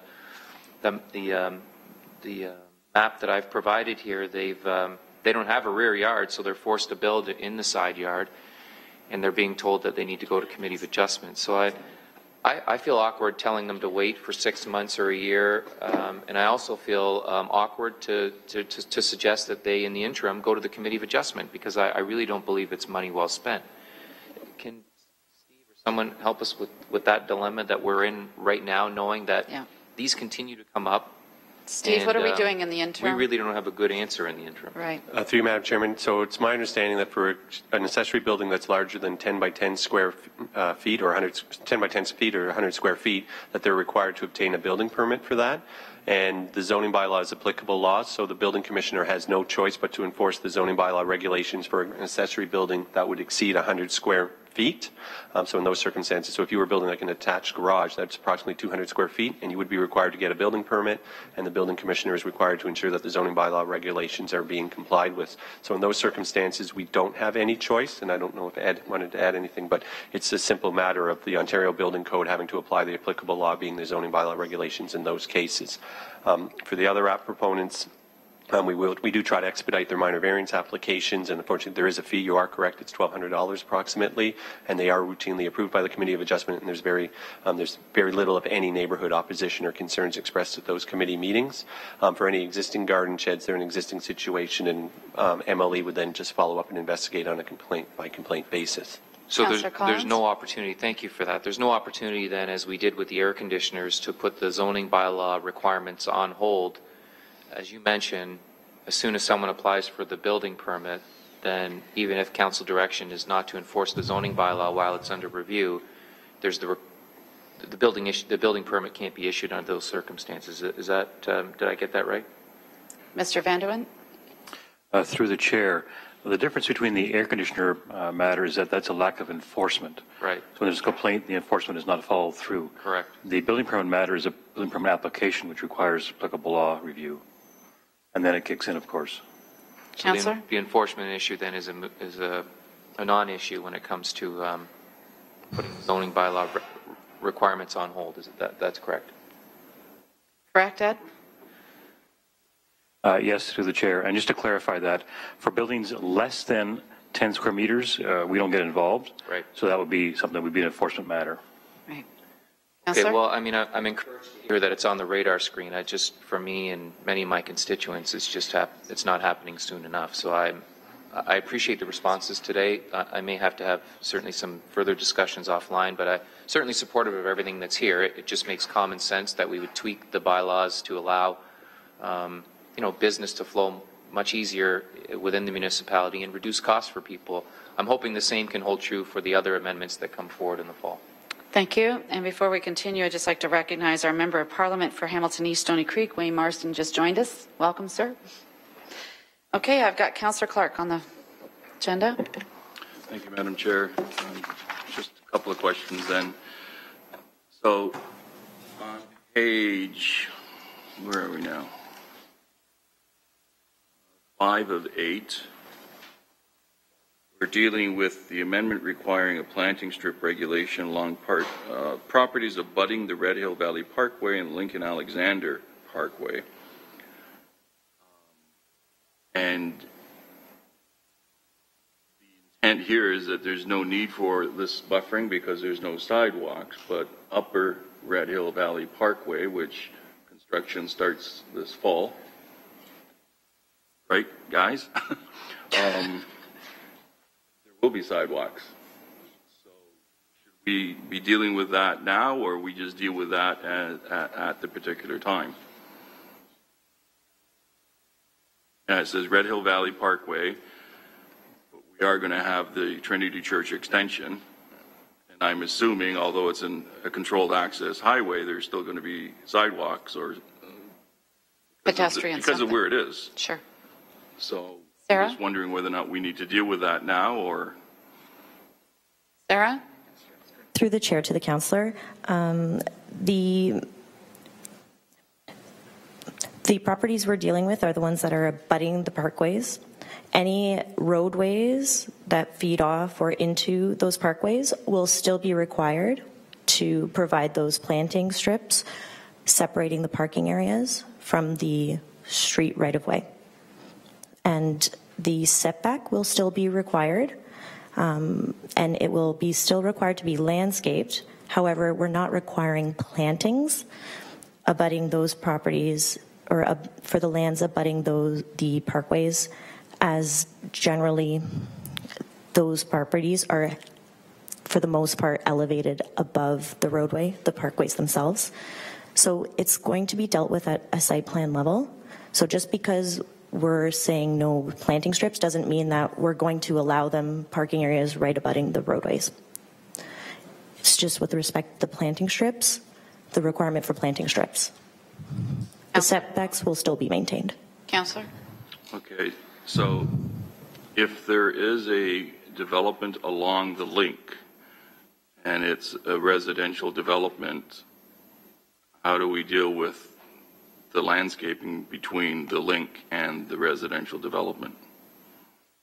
Through the councillor, or through the chair to the councillor, this is only with respect to the Hamilton zoning bylaw 05200, the residential components. So that brings into effect the industrial areas, the open space and parks areas, and the institutional areas. The residential zones have not been brought forward into the bylaw as of yet. So the former zoning bylaws that have those residential zones applied to those areas will still be in effect. So any planting strips required there will still be in force and effect. And the next item is number 4. What's the definition then of a commercial school? We're saying a commercial school is not an educational establishment. So what's the definition of a commercial school? I think the welders who go to welding school where they get money from the ministry for welding school, they would deem that to be an educational facility. Through the chair to the councillor, a commercial school is defined as a school where academic, vocational, or technical subjects are taught and which is operated on a financial for-profit basis, but shall not include an educational establishment. The educational establishment, conversely, is defined as, let me just flip to it, shall mean a provincially approved institution for academic instruction and shall include a public, private, or separate school, college, or university. How it relates to bullet 4, it's a technicality in the parking revision or parking requirement chart. Commercial school is considered a commercial use as opposed to an institutional use, whereas an educational establishment is considered an institutional use. So we're just simply taking the commercial school parking requirement from the institutional category to put it under the commercial category. So, Mr. Thorne, the Ministry of Education, Ministry of Universities, they regulate the commercial schools. So how do we then define commercial school as not being an educational establishment when they need a license from the ministry?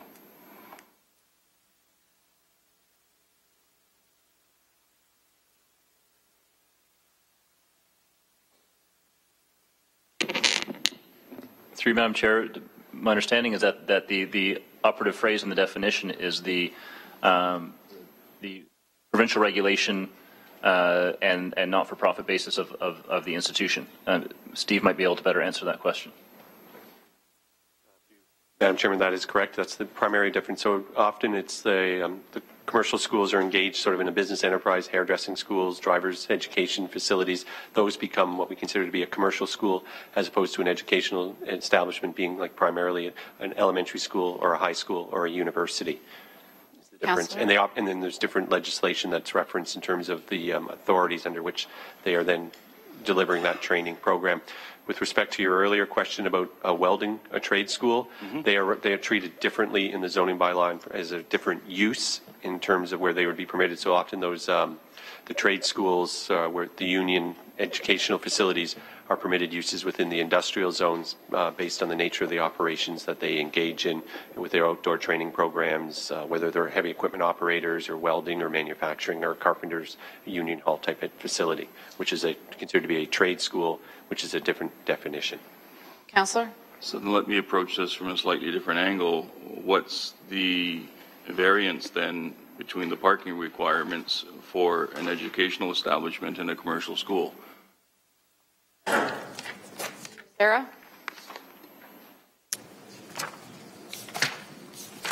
Thank you, Mr. Chairman, or Madam Chairman.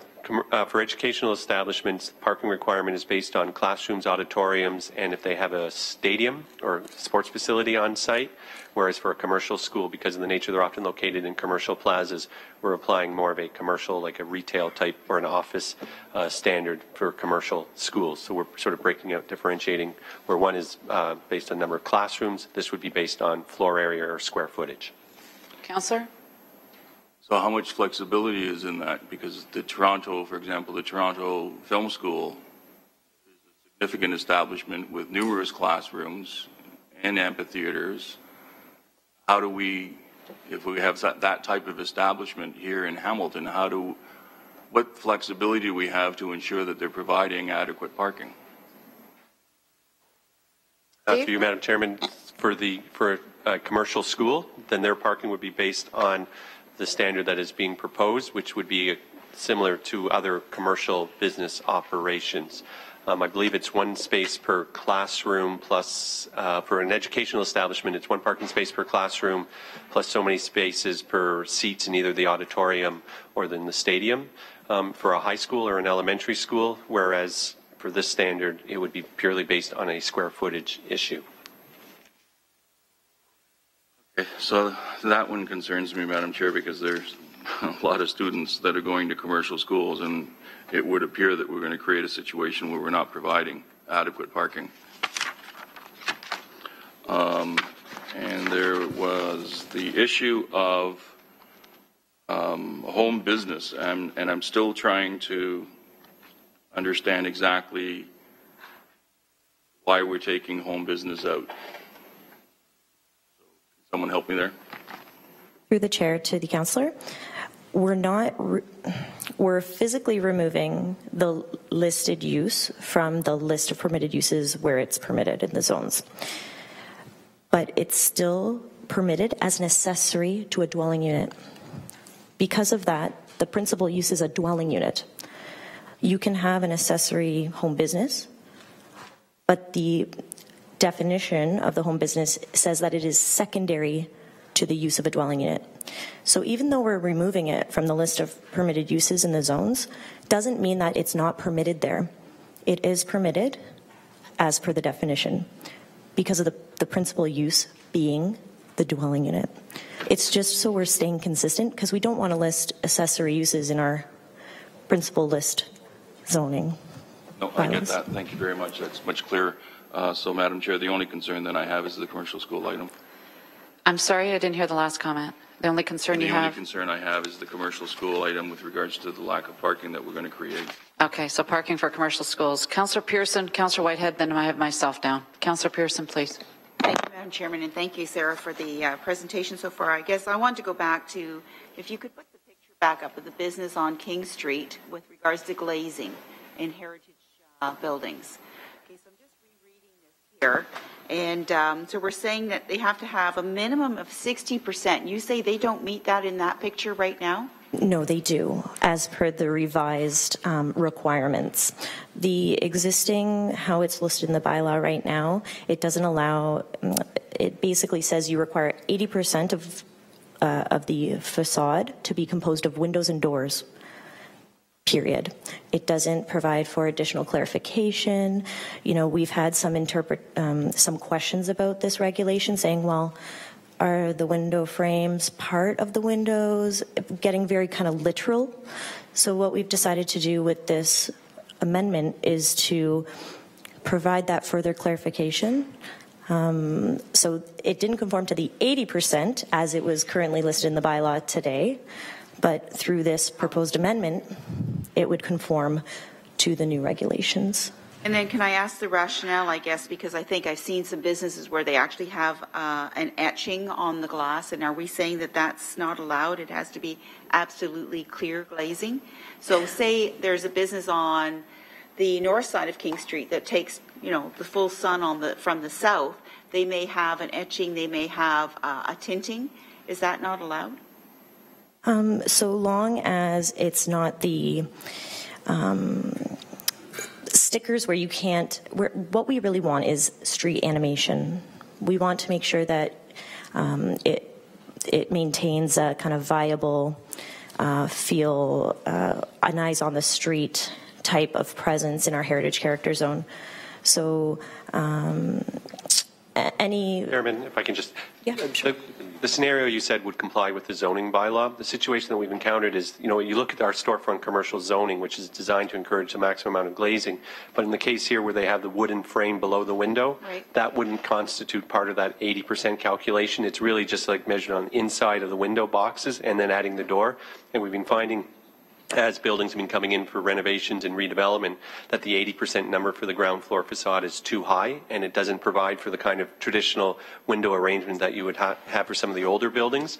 The 80% glazing makes sense if it's almost a complete all floor-to-ceiling glass with a bit of box and frame around the structure.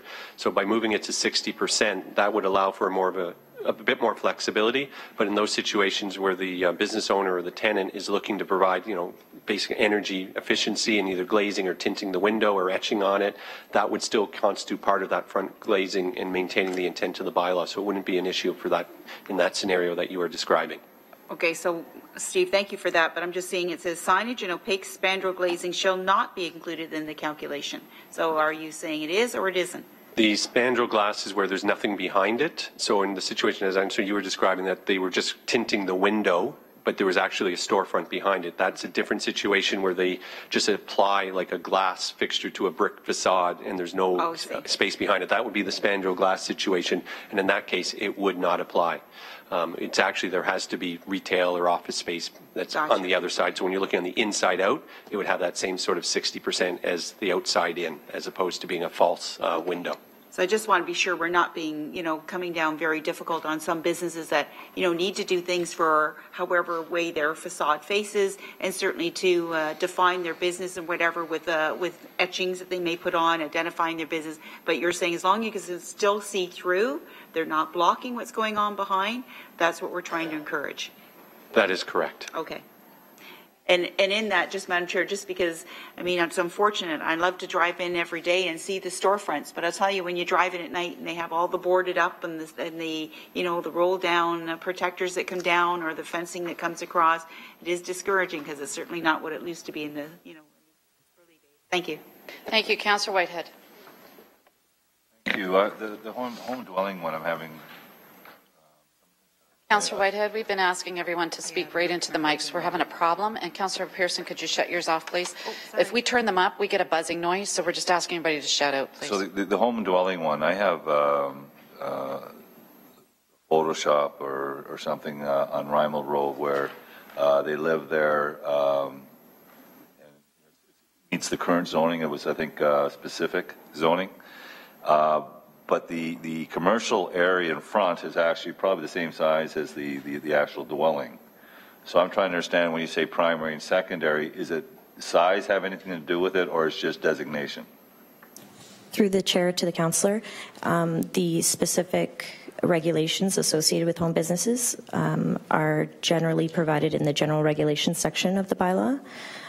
It is difficult with the residential zones not being included in the 05200 bylaw just yet, but so the changes I'm making today are only to 05200 where we have dwelling units permitted, so in the downtown zones and in some institutional zones that allow for dwelling units. So my changes will only impact 05200, but for example in your ward where you still have the former municipal bylaw still in place in effect, those regulations with respect to size and type of signage you're allowed for the home business, that's still regulated by your existing former municipal bylaw. The other one, number 8, I'm just looking for some clarification because, there's been a move afoot to take advantage of some areas that may be available within our parks to create community gardens, etc.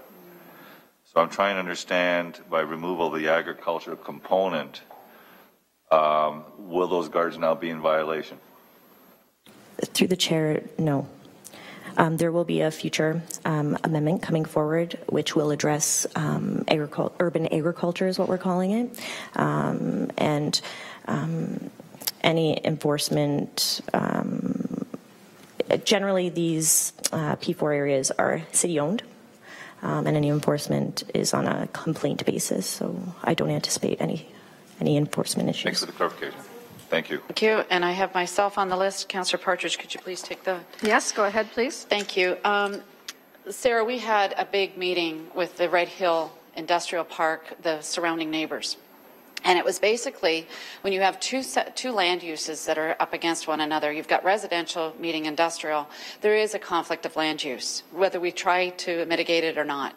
So some of the suggestions that came out of that meeting were in my opinion, very significant, and they could apply here. Even though I know site plan versus policy is different, I still think we need to address some of this.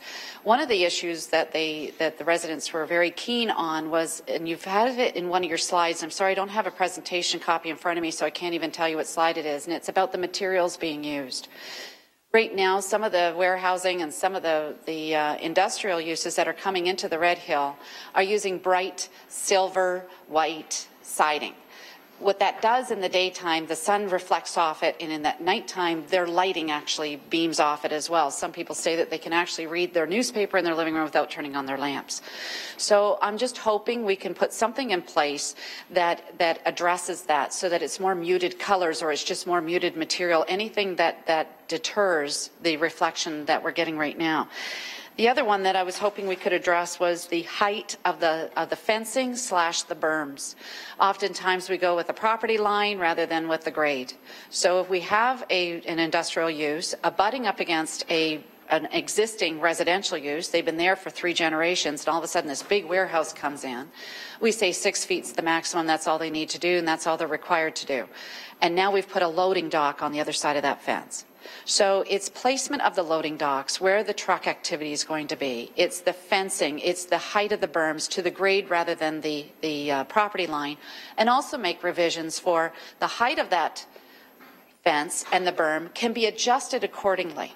So if it is big 18-wheelers coming in, even a 9-foot fence may not be good enough. It might even have to be higher, and a privacy fence at that, not just a frost link fence, which is usually required for industrial. So I'd really like us to really delve down into where the residential meets industrial and see if we can put some things to mitigate those uses so that they become more compatible rather than in conflict. So I'm hoping that this is registering as we go along. So Lighting, Councillor, before you go any further, though, I'm just wondering, Steve, would that be something that you'd like to see in a motion, or what's the process here? And to give people an idea, Madam Chair, this is something that you and I discussed with them at the agenda, because I'm not the only ward that's experiencing this. Yeah, and I'll be speaking next, actually. Thank you. Through you, Madam Chairman. If there are areas of repeated concern that the members of the Planning Committee would like us to investigate, it might be either direction to staff, some may be site planning matters. Other areas may be a necessity for a review and update of our site plan guidelines, or there may be a need to revisit some of the zoning bylaw regulations as they relate to the interface between some of the industrial users and the existing residential properties. Then that may be a direction to staff. We would maybe yes as a direction to staff for all of those matters, and then we can report back on it just so we don't lose track of it moving forward. Okay, and yeah, thank you for that, because I think that would be required. I'd like to see a more formal motion. Councillor, go ahead, please. Thank you. So if we can work on that, that would be great. And the other one was the lighting. We're very liberal with the lighting with industrial use because they're using security measures as their reasoning. When in fact, when you're butting up against a residential property, lighting then becomes a major issue for those that are their quality of life. So there's another issue I'd like us to address as well, is that guards are put on place. It only sprays onto the exact property and not off property lines. The other issue, and I think I've covered them all for the industrial, the agriculture, and just hinging on what Councillor Whitehead was requesting. If it's permitted now, then why remove it and wait for a future amendment? Why not just leave it in place and then bring the future amendment and then remove it at the time you're bringing the amendment in, so one replaces the other? It's not just leave it off radar. Through the chair, go ahead. To the councillor. We were directed to proceed this way because the urban agriculture would be coming forward later this month, I suspect. So why leave the gapping hole? To you, Madam Chairman, the intent of the P4 zone, it really is an open space hazard land conservation zone as opposed to being an agricultural zone. So it's often applied to stormwater management facilities, which really where you don't have agricultural operations occurring. It's the only place sort of where the word agriculture appears right now in 05200. So the removal of this does not in any way affect or alter any of the community gardens, et cetera, et cetera. It's because that P4 zone, where it's applied, it's a very specific application of that zone. Often, so like a stormwater management pond in the urban area will be zoned P4. There is no agriculture occurring there, whereas that's why we wanted to remove it, because it's not, in that case, agriculture is not an appropriate use on that property. Councillor? We are coming, and just for the Information Committee, we are coming forward at the next Planning Committee, I'd say the 16th to the 19th, with the zoning bylaw report dealing with urban gardens, community gardens, urban agriculture, to add it into the various other areas where it is more of an appropriate use. But in this case, the removal of agriculture is more to bring the zoning permitted uses in line with what the P4 zone is specifically about, and it's not really an agricultural activity zone. Okay, so through you, Madam Chair, this is just regarding P4 zoning. This is not regarding, I mean, many times we've seen applications from Ward 7 and 8 and even 6 coming forward to change the zoning from agriculture to whatever the residential, commercial / whatever. So we do know that, in fact, within the urban boundary, there is agriculture being practiced. So my concern is, if we don't, why can't we do it simultaneously rather than remove? Because God forbid you bring this forward to the next planning committee to bring this amendment, and it gets tabled, and then agriculture is completely forgotten. For you, Madam Chairman, I mean, most of the areas where you see the applications coming forward to convert it from an agricultural zone to a residential type zone, those are areas that are not regulated by 05200. Okay. So that's the primary difference, and with a P4 zone only applies to those situations where we've, since 2005, where we've had a development application coming forward. There's a stormwater management or conservation feature identified through that rezoning application, and we've made the specific decision to apply a conservation open space P4 zone onto those properties on a go-forward basis. The purpose of the initiative coming forward on the urban gardens, community gardens, is to provide direction and some zoning flexibility to allow for those uses to occur. And as we start moving forward with the implementation of the balance of the 05200 zone, that's where we'll be cleaning up those issues where we have agricultural zoning within the urban area that's sort of a holdover from the 1950s and 1960s when the properties were annexed and brought into the city of Hamilton and the zoning was never being changed. So although it's not functioning as an agricultural use for the purpose of agriculture in those circumstances. Councillor? Okay, thank you. And those are the questions I had for agriculture. And I'm going to, if you don't mind, please go back to Sarah. One of the questions that was asked was about home businesses. I'm in a dilemma because I have 3 municipalities basically in my ward. So we're dealing in Glanbrook with the old Glanbrook municipal laws, bylaws, same with the Stony Creek ones. And yet across the street from most of those on Glanbrook, the law is completely different because we have the city of Hamilton. So one of the issues that I'm experiencing right now, and I'm going to be very parochial because I think this is relevant, I have home businesses in Glanbrook that have hair salons. One chair, one employee who lives in the house and wants to open up their business. Not put any signage out, just wants to have it and get their license. The problem is that they have 2-car garages, they have lots of parking out front, except Glanbrook bylaw does not allow stacked parking. So now we have to send this resident through a whole rigmarole to get permission to be grandparented in until the bylaw is changed. And we know it's going to be harmonized. But if she moved across the road, she would be able to have her business in a home very similar to hers. And this is where my dilemma is. So how do we help those? And this is tagging on to what Councillor Collins was saying in the interim. How do we help those who have in-home businesses but cannot stack the parking even though one chair, have 4 parking spots out front? What can we do? Steve? Through you, Madam Chairman, the zoning bylaw is the zoning bylaw, so we can't necessarily eliminate those zoning bylaw regulations. I was just checking with building staff, and it is on that list of areas to be addressed. The only other alternative is if they do not require a building permit, then we can use the temporary occupancy provisions where we can issue the municipal license, and on the recognitions that would say, going forward, we will be changing the zoning bylaw to address this issue. Okay, so the occupancy permit is now is a $500 fee, whereas we know further down the road, this is something that's a very minor adjustment to the bylaw, in my opinion. So in the interim, they're paying $500 to do what we know down the road is going to happen anyway, correct? Through you, Madam Chairman, that is correct. Okay, we're going to have this one offline.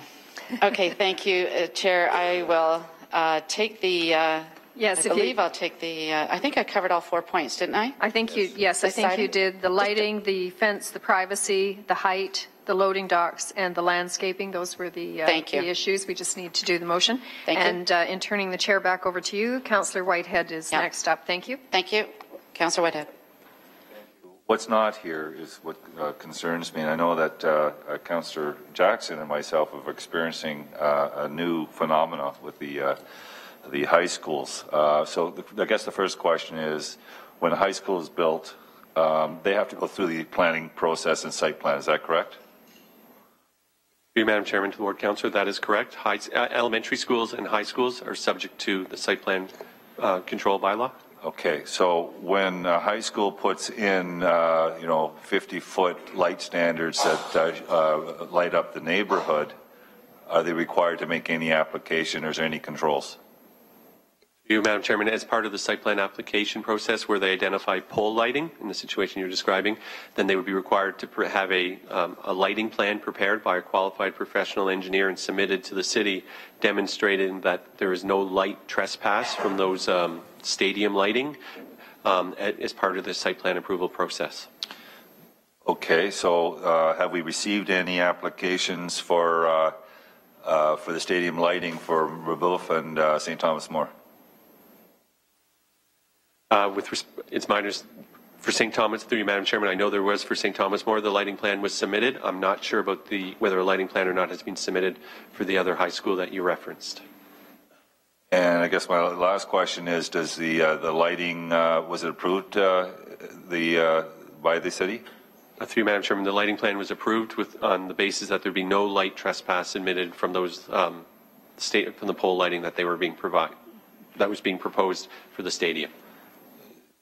So, okay, so what's the next step if in fact, and there's no question it is, I got neighbors that have actually sold their homes, 2 of them now, and moved away because their backyards are lit like it's brighter than daylight and can't get the enjoyment of their backyard or even their bedrooms. So I'm trying to understand if we allowed these lighting, and it seems to be subjective, or they would allow the stadium lighting, they install it, and it bleeds like crazy into the residence areas.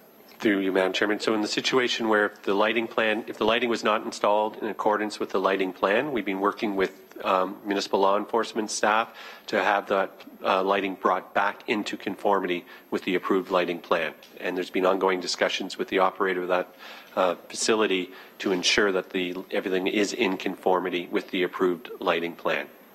Okay, so I guess back to what we're here for is the housekeeping. Is there anything that we could incorporate in the housekeeping that wasn't contemplated with the issues, the real issues that were being addressed today, both in Tom's area and my area, that could tighten that up a bit, because clearly whatever's transpired hasn't worked. Through you, Madam Chairman, the lighting plan is a site plan approval matter as opposed to a zoning bylaw matter. If you wish to have us to review our standards, they're based on the site plan guidelines, which are almost 15 years old. You may want to include that within Councillor Johnston's motion as a further matter as part of the lighting overall, whether it be for industrial buildings or lighting trespass as a general matter, and that we will undertake a review of that and make the necessary adjustments to ensure that this problem does not occur anymore going forward. Okay, I appreciate it. I think where I'm coming from is that the community isn't consulted. It's a closed process through site plan and approvals, and bang, boom, resident sits in the backyard and is lit up. So I want to make it more transparent. When we go for parks for lighting, my understanding is we go through an EA process, which engages the community and surrounding community that may be impacted by those plans. Yet, on a stadium lighting for a school, there's no EA required. It's just a site plan process. So the question is, can we bump any stadium lighting, period, into an EA process? You, Madam Chairman, I don't know if the EA is because of the applicable law what applies to a municipality versus the school board. So I don't believe the school board, when they're installing a stadium, is subject to that environmental assessment process. Perhaps we could have some discussions offline as a way to better coordinate between the planning approvals with the ward councillor and the neighborhood where we have these situations occurring. Because what you're experiencing, what we've been observing, is there's been a change in the way that the school boards are programming and operating their sports fields so that they see, they're not necessarily always they're accessory to the high school, but some of the activities that are being programmed on there are going beyond what was traditionally envisioned as being accessory to the high school when they're being operated by third-party management companies, and the intensity of the use of that field has changed dramatically, which is now triggering sort of a revisit in sort of the way that we approach that if they're using it 3 or 4 times a week as opposed to just a Friday night high school football game during the fall season. So having said that, there was a challenge. Toronto took the school board to court. My understanding, Toronto was successful in regards to the judgment. Is there anything from that judgment that we can incorporate into our bylaw that would protect residential home? Through you, Madam Chairman, I mean, it depends on what the nature of the issue is. I mean, if you're dealing specifically with the lighting, the answer would be no, because that's really a performance standard matter. The Toronto situation was the stadium sort of moving out of the zoning permissions and now becoming a different type of use, and that is a matter that both planning, municipal law enforcement, and legal, we are having discussions with as to when does it make sort of outgrow its zoning permissions, and then what would be the ramifications of what outgrowing its zoning permissions, not only is it related to the stadium use, but other community groups that currently enjoy and use high school or elementary school facilities for various events, you know, Boy Scouts, Girl Scouts, or weekend basketball tournaments. So we want to be very careful before we make any definitive determination or recommendation to planning committee and council on any changes to the zoning bylaw relating to high schools and elementary schools. Accessory uses. I appreciate so that is the thrust, is that it originally was anticipated for local use and school use. What's happened is these new facilities are no longer local use. They've become commercial use. There's revenue being shared and raised by the school board through a third party.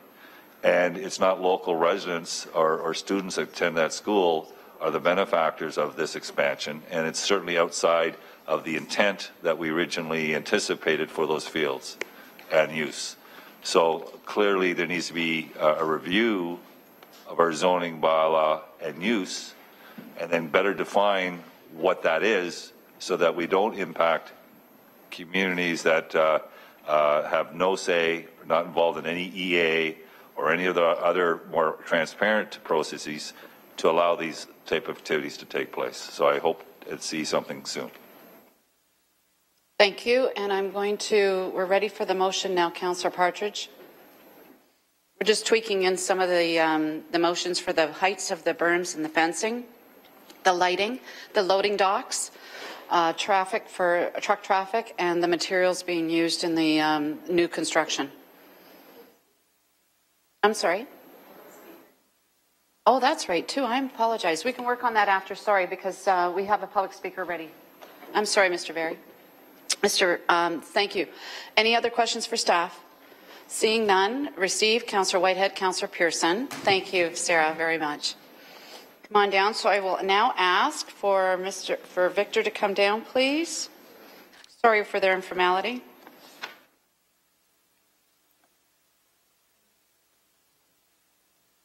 Good morning.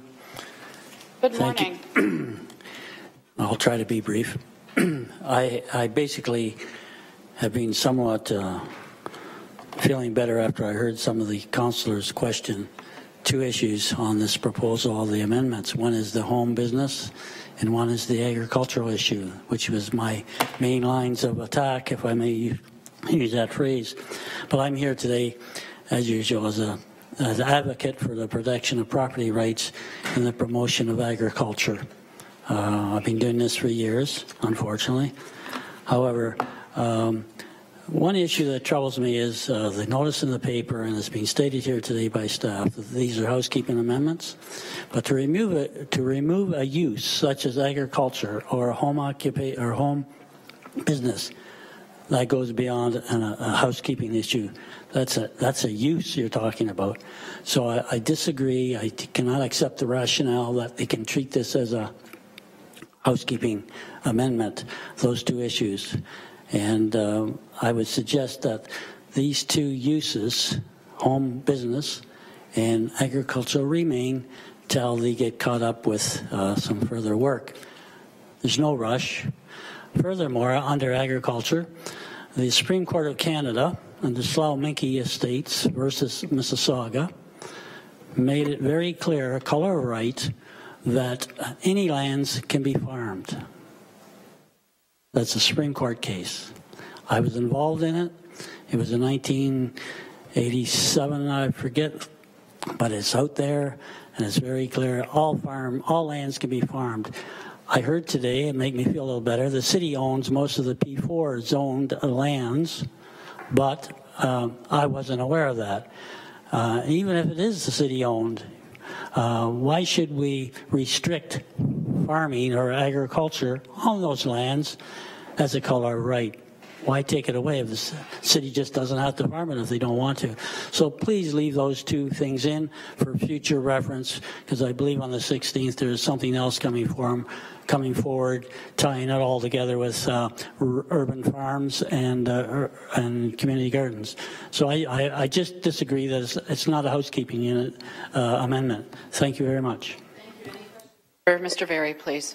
Seeing none, motion to receive, Councillor Partridge, Councillor Collins, all those in favour. Thank you. You have before you 6.7. I'm going to go to Councillor Partridge, please, for an amendment to 6.7. Councillor Partridge, and this is seconded by myself. Yes, thank you, Madam Chair. And so this is moved by myself and seconded by Councillor Brenda Johnson. That staff be directed to revise 05-200 zoning bylaw or site plan guidelines to address where residential abuts industrial use. One would be fencing, the fencing heights and the placement of berms to enhance the buffering, lighting on industrial properties, the type of non-reflective materials to be used in building construction, and placement of loading docks and truck traffic to avoid conflict of residential abutting industrial. And that's moved by myself, seconded by you, Councillor. All those in favour to the amendment? Carried. Thank you. Thank you. Councillor, thank you. On the main motion, moved by, first I just need a mover and seconder, Councillor Whitehead, Councillor Pearson. Any discussion on this as Councillor Jackson? So, Madam Chair, through you to General Manager Thorne. Jason, I've discussed in the past with your staff, Director Bill Jansen, that this hopefully will be coming forward in 2015. First of all, is that correct, Madam Chair, through you to Jason? Jason? Sorry, through Madam Chair, I missed the question. What was coming in 2000? Will the report be coming back for the new council in sometime in 2000, or let me rephrase it. Will the residential zoning bylaw review be coming back sometime in 2015? Mr. Thorne. The residential component of the zoning bylaw review is looking at late 2015, early 2016 is when that is looking to come forward. The mixed-use zoning will be the first item coming forward in early 2015. Madam Chair, as part of that review, again, Jason, I've discussed this with a couple of your staff just to confirm so that I know what I'm supporting next week at Council. Whether hypothetically a church is allowed in a particular residential zone, how a side yard shed is allowed in a particular residential zone, will that all be part of the review coming back and coming forward, Madam Chair, through you to Jason? Mr. Thorne? Through Madam Chair, yes, those are items that can be looked at through that review. I'm satisfied with that answer. Thanks, Madam Chair. Thank you. Any other questions? Any other comments? Councillor Pasuta. Thank you, Madam Chair. I just need some clarification. Mr. Berry spoke here. We're talking about removing agriculture. Does this have any effect whatsoever on rural agriculture? Mr. Thorne. Through the chair to the councillor, no, it does not. This only applies to the lands that are within the 05-200 and the lands that are zoned P4, which, I mean, to clarify, there are land zone P4 that are in the rural area, but as Mr. Robichaud had indicated previously, it does relate to more of the hazard lands that wouldn't be suitable for farming. Madam Chair, so we are working on that part of that through the new rural zoning coming forward in the new year. We're dealing with that with the new zones, P4, 6, 7, 8. In the rural areas. In the rural areas. So within the city and the city-owned lands with a P4, this is not giving up or losing the opportunity for that to become urban agriculture and producing food and crops here. That's going to be dealt with. Anita?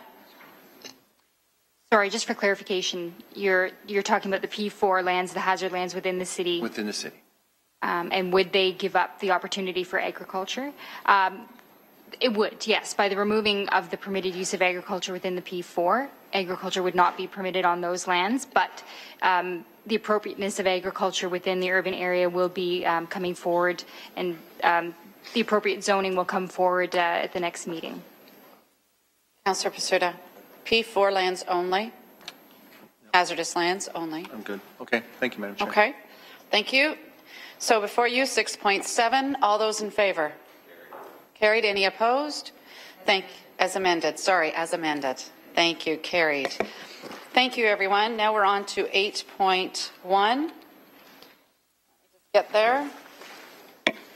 These are discussion items. Hamilton Municipal Heritage Committee report. I would ask Alyssa Golden to speak to item 2 and All Saints Church at this time.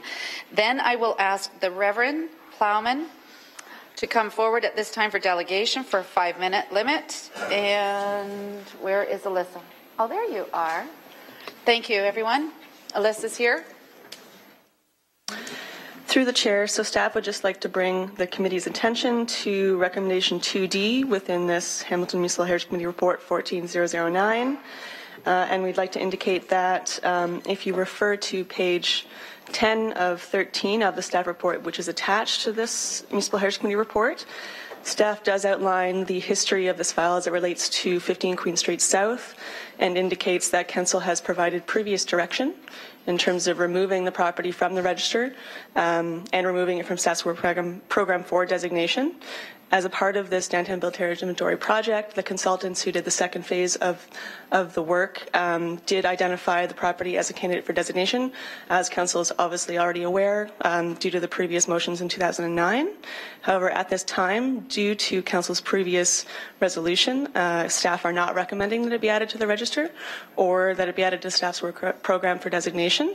So this additional recommendation 2D in front of you is a result of Municipal Heritage Committee's additional recommendation when presented with this report on August 21st. So at this time, staff would just like to reiterate that we are not recommending that it be added to the register or to staff's work program at this time. Just to clarify, 2009, the former council decided not to designate this. Now in August of 2014, the Hamilton Municipal Heritage Committee is recommending it is designated. Staff are recommending not to designate. Is that right? Is that it in a nutshell? Just to clarify through the chair, so it's not designation. So the consultants identified it. Yes, it's just the register. At this point. So wherever I said designate, it's registered. So Councillor Farr, you wanted a question on this, please. Yeah, I'm at the appropriate time willing to remove and go with staff's recommendation to remove D. I believe we have a delegation that wants to speak to it as well, and that would clear things up even further for committee. Thank you. I'd look forward to that. I don't think it's a long presentation, but I do think it's relevant. If I may, just one question through you to Alyssa. You had not referenced, or at least I did not catch reference to the OMB involvement in this particular parcel too. I'm wondering if you could refer to the resolution since 2009. Alyssa? Through the chair, I don't have the complete history on that file. I believe the resolution was independent of the OMB decision. I believe it was passed before. And fair enough, and I'm sure that there may be. I'll wait for that. Thank you. Councillor Pearson. Thank you, Madam Chairman. And yes, I will support staff's recommendation. But my question through you to Alyssa is, have we done the assessment of this facility? I think that was done some time ago, if I'm not mistaken. There was a developer came forward with a development proposal, but that's gone by the wayside now. So through the chair to the councillor, in 2010 or 2009, if I'm not mistaken, a cultural heritage impact assessment was submitted as a part of a previous application. My understanding is that that was considered a draft report at that time, and it didn't necessarily meet all of our guidelines for that type of report.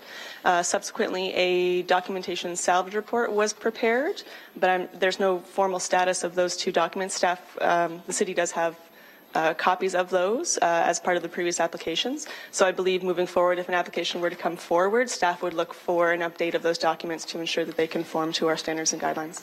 And that was my next question. Thank you, Madam Chairman. Thank you, Alyssa. Thank you. And seeing no other questions, can I have a motion, please, to receive the presentation by Alyssa? Councillor Farr, Councillor Ferguson, all those in favour. Thank you. Reverend?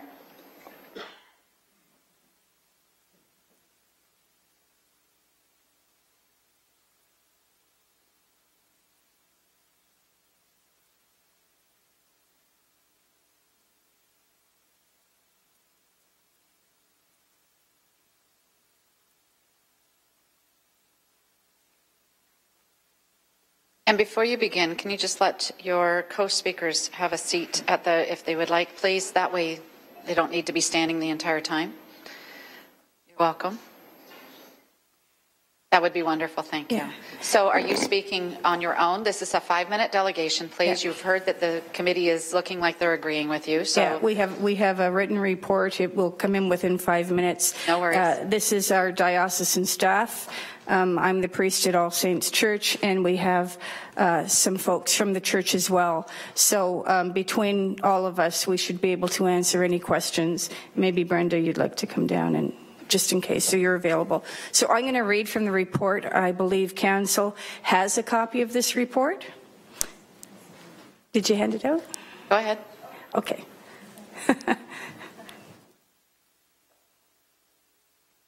I'll go ahead and start reading. The Synod of the Diocese of Niagara owns the property and buildings located at 15 Queen Street South here in Hamilton. Although familiar for its name, All Saints Church, it is in fact the congregation, the worshiping community, which is the church.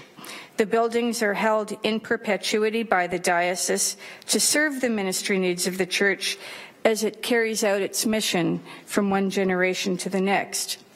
In 1998, an earthquake highlighted problems with the original construction of the church itself, which subsequently rendered it unredeemable. In 2009, All Saints entered into a relationship with a local developer to rebuild the church. The developer was unable to execute the project, and this past winter we began a number of conversations with several potential new partners.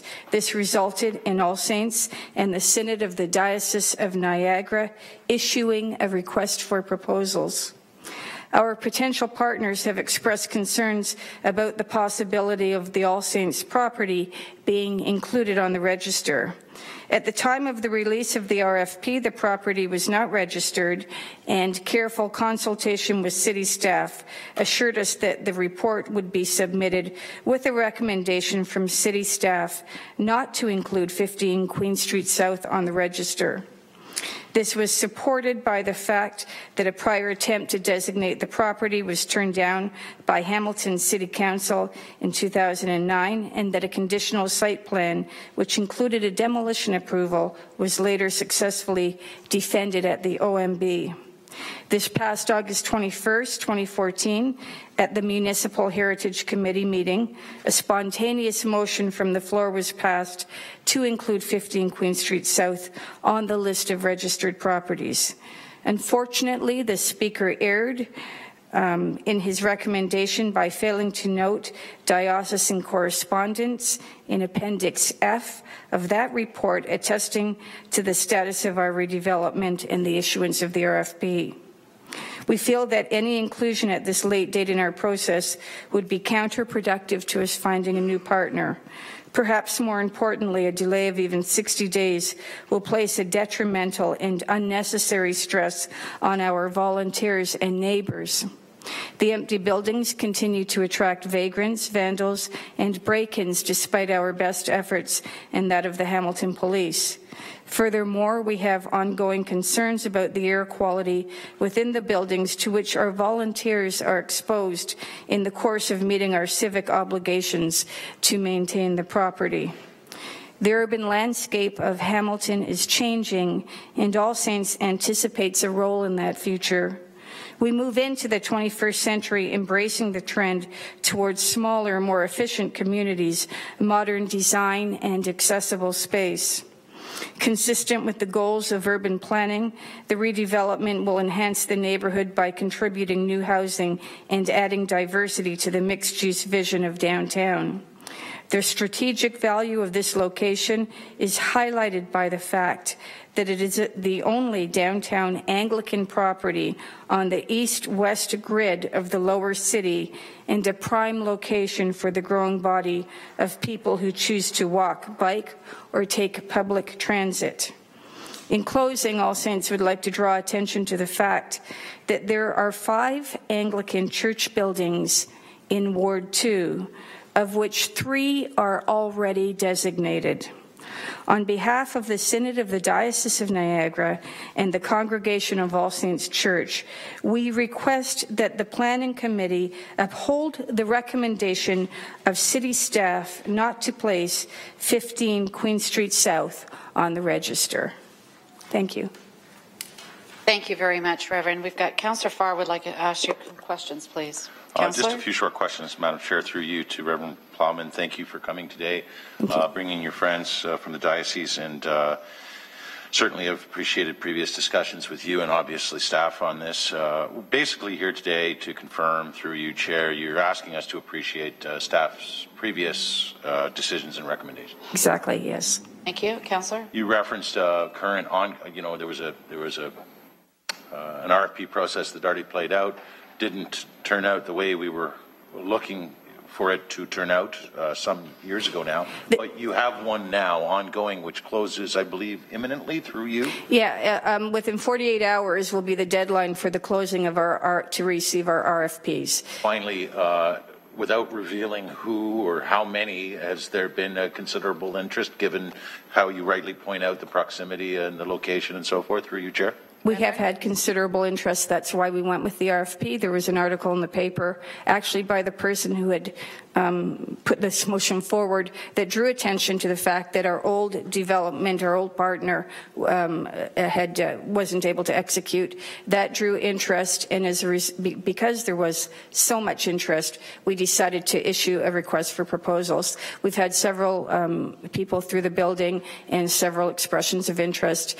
And as I say, without giving anything away, I can let you know that our deadline is within 48 hours to receive our final applications, I guess. Thank you, Councillor. Finally, through you, Chair, safe to say, Rhonda, that you've been through, over the years, this matter has been dealt with, and this is just an unfortunate amendment that resurrects an issue that has been dealt with through you, Chair.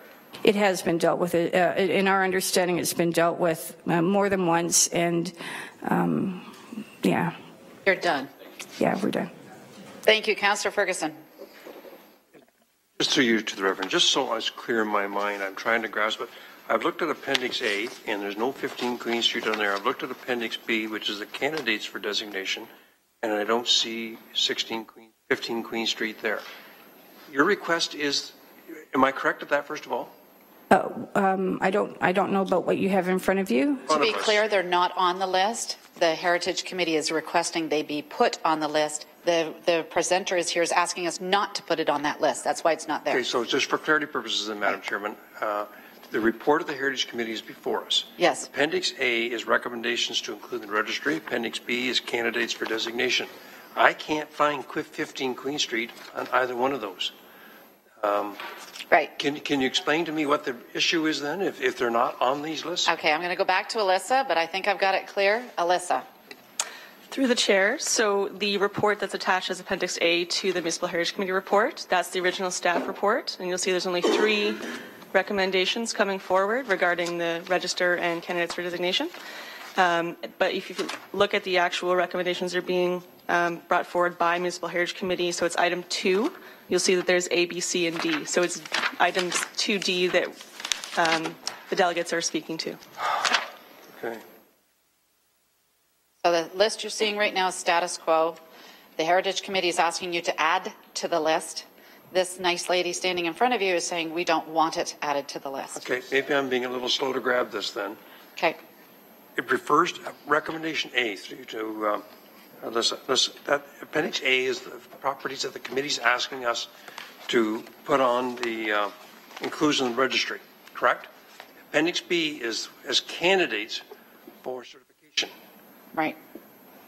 Point to me where I can see 15 Queen Street on either one of those documents. That's the issue. Through the chair to the councillor, so staff's recommendation did not include adding 15 Queen Street South to the register or to staff's work program for designation. It was identified, and in the report we do speak to the fact that it had been identified, but due to council's previous recommendation. Then point to me where the Heritage Committee have requested it and is coming to us. So I can't find that. Through the chair to the councillor, so it's an independent. Hold it, folks. The question from Councillor Ferguson was, show me where the Heritage Committee requested that all St. David's be on the registry. Go ahead. Through the chair to the councillor, so it's an added recommendation which is listed as 2D. Vanessa, just a minute, please. So in Municipal Heritage Committee Report 14009, page 2, at the bottom of the page, you'll see 2D, and that's an added recommendation that All Saints Church, 15 Queen Street South, be added to the register. So it's an independent recommendation of... Just a minute, Alyssa.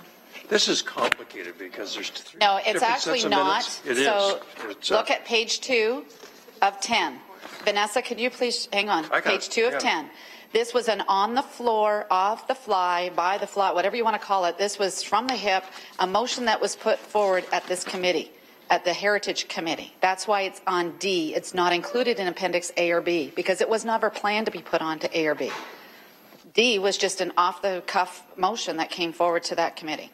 Staff is recommending we don't put it on the registry, as is the applicant or the owner. That's right. To clarify, All Saints Church and the Synod of the Diocese of Niagara and the city are on the same page. None of us want it designated. I'm sorry, none of us want it on the registry. There's that word again. Just give me 1 second, please, Madam Chairman. Okay, so there's 3 sets of minutes here, is there, for August 21st? One is the report 8.1, one is Appendix A, and one is Appendix B? Which one are we dealing with? This is why I'm getting confused, because there's 3 sets of minutes here. Yeah, and that's the problem. Well, which one are we making a decision on today? This was parachuted in. That's why it's not on Appendix A or B. So, Alyssa, if you can just clarify one more time, please. Through the chair, so typically a Hamilton Municipal Heritage Committee report would come forward and staff would prepare a subsequent report of a report that had already been presented to Heritage Committee that would include that consultation. Staff have recently been working with the Clerk's Department to look at streamlining that process and actually providing tracking report numbers for reports that go to Municipal Heritage Committee and then subsequently go to Planning Committee. So what you're seeing here is the first iteration of that new process wherein staff have consulted with Municipal Heritage Committee. There is a PED number for our staff report, and if there's any confusion or, I guess, conjecture on what's being proposed, then staff would either speak to it or provide a subsequent report with parentheses A as an example. In this case, it was... Okay, let's go English now. So one more question then to you, Madam Chairman. Sure. Appendix A is the minutes of the Heritage Committee meeting of August 21st. Appendix B is the minutes of the Heritage Committee of August 21st, but they're entirely different. Was there 2 meetings held that day?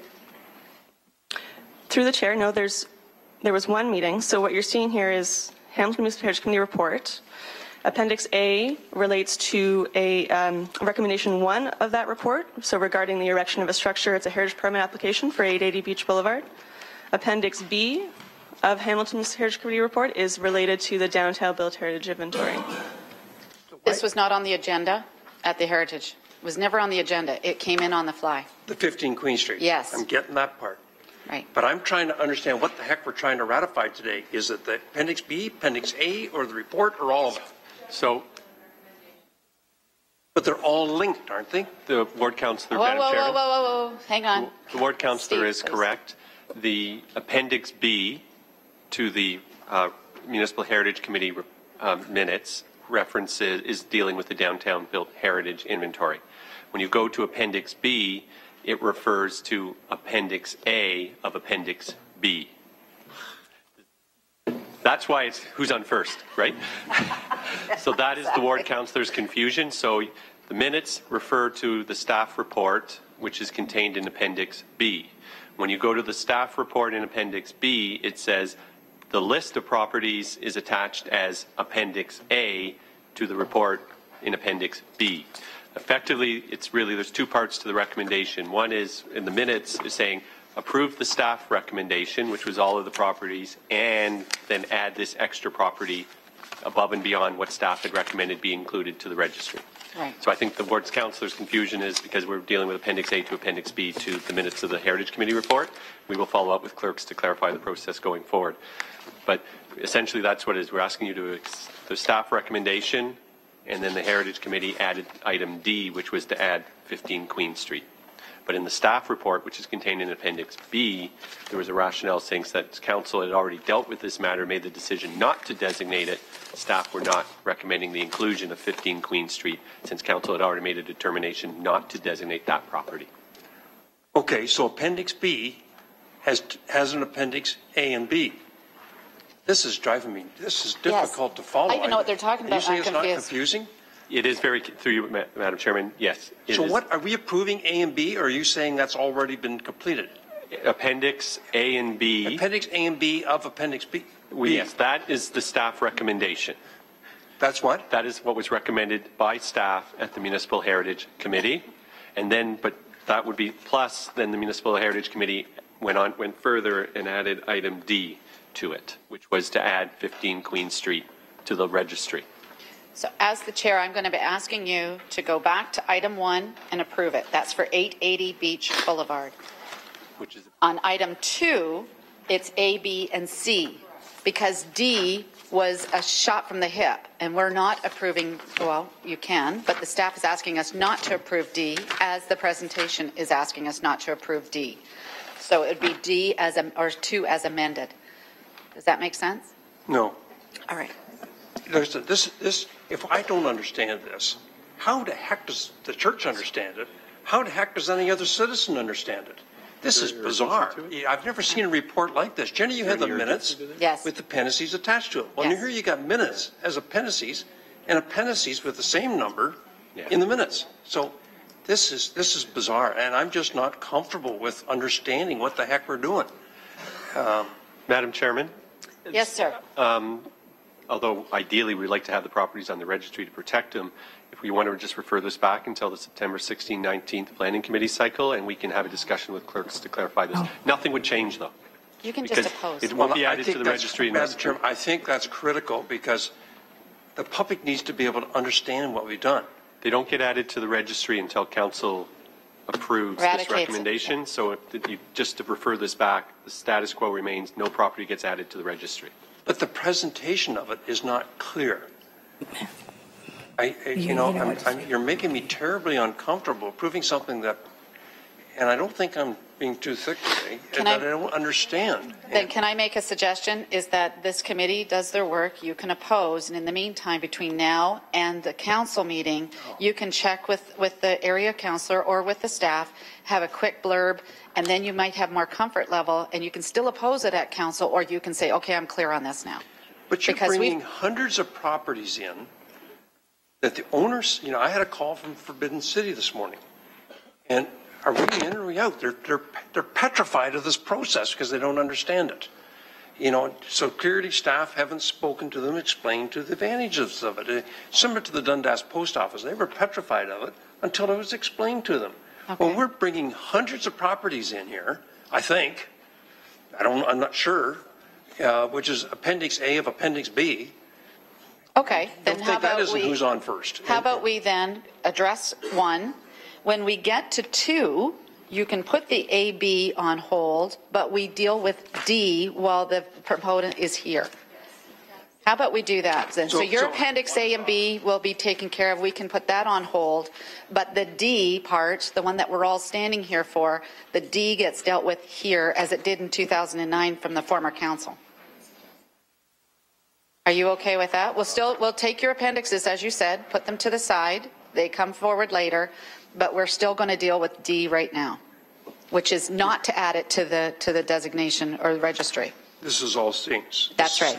All Saints. I'm okay with that. All right, then. Okay. With that. And you're not interrupting. We got it all sorted out. No, I'm kidding. Okay, so the motion you're going to call for now is to bring All Saints off the list. What I'm going to call for, follow now, 8.1. I'm going to call for an approval for number 1. That's for 880 Beach Boulevard. I'm okay with that. Then, okay, so let's do that right now. And Vanessa, I'll come to you before we do 2. So Councillor Pearson, Councillor Farr are recommending that we approve item number 1. All those in favor? Carried. Thank you. Now we're going to get to item 2. Vanessa, I know you wanted to jump in. Are you okay with us taking A, B, and C and referring that, but deal with just D? Sure. All right. We broke her. Councillor Farr. So I will move that in item 2, D, we remove, seconded by Councillor Partridge, from the recommendations. Okay, so that's been moved and seconded that D be deleted from number 2 first. We'll do that first. We'll do the amendment to 2. We delete item D from number 2. All those in favor? Carried. Carried. Thank you. Your job is done. Now, 2A, B, and C, I need a motion now. What are we going to deal with that? Councillor Ferguson, just a second. Councillor I Farr. would move that A, B be referred back to staff to come back with a clearer report on what we're registering and what you want to take forward to certification, just so the public and the owners of these property can have a very clear understanding who's affected and who's not. So I've moved that. Okay, and that's seconded by, yeah, I've got A, B, and C. So that's moved by yourself, seconded by Councillor Farr. I'll second it. Okay, so Councillor Farr, you wanted to speak to this, moving A, B, and through C you to defer. Staff, just so we are on record You're good. of a very thorough public engagement since the staff moved to this phase, through you to Alyssa, just so everyone around this table and who's watching knows on the considerable amount of reach out you've done as it relates to the properties that were before us today for approval. No problem on referral. It is a little confusing when you've got Appendix A and B and Appendix B. But if you could just speak briefly to the fact that you've had many opportunities for these owners and mail-outs and everything included to dialogue with the city and engage. Engagement. Right. Through the Alyssa. chair to the councillor. So Appendix D of staff report PED 14191, which is attached as Appendix B to this Municipal Heritage Committee report, outlines the extensive consultation that was undertaken by staff with not only residents in the study area, but also property owners of properties that were identified for inclusion in the register and as candidates for designation for staff support program, which are identified within the report and outlined in recommendations A and B. Staff mailed out notification of a public open house that we held on June 3rd, specifically with those property owners.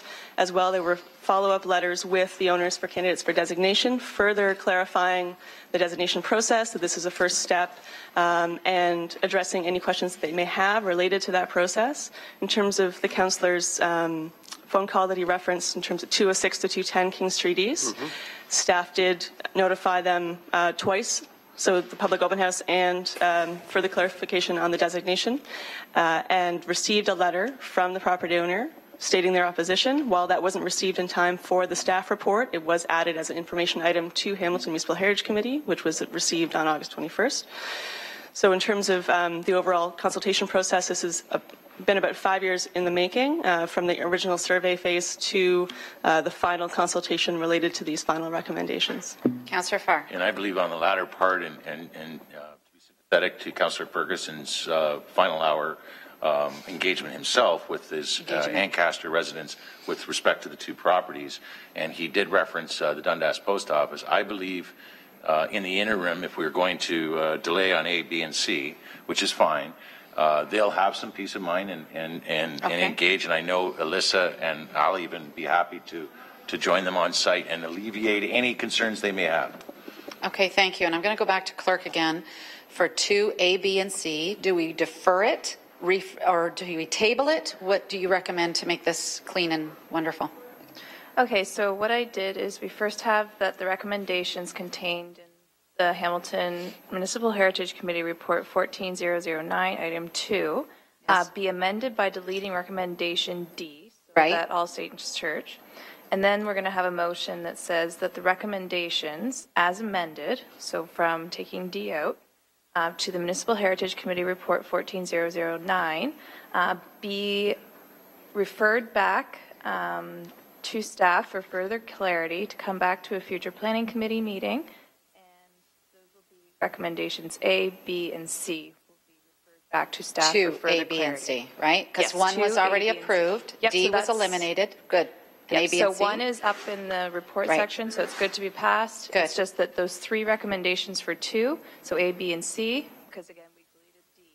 Right. Those are being referred back to staff All right. for a future So there's planning the wording. committee. So Councillor Ferguson, seconded by Councillor Farr. Sorry? Instead of a future meeting, can we say our next planning committee meeting, please? Do you want that amount of time, Councillor Ferguson? That amount of time, 2 weeks? They were okay to recommend all this, so we're referring this.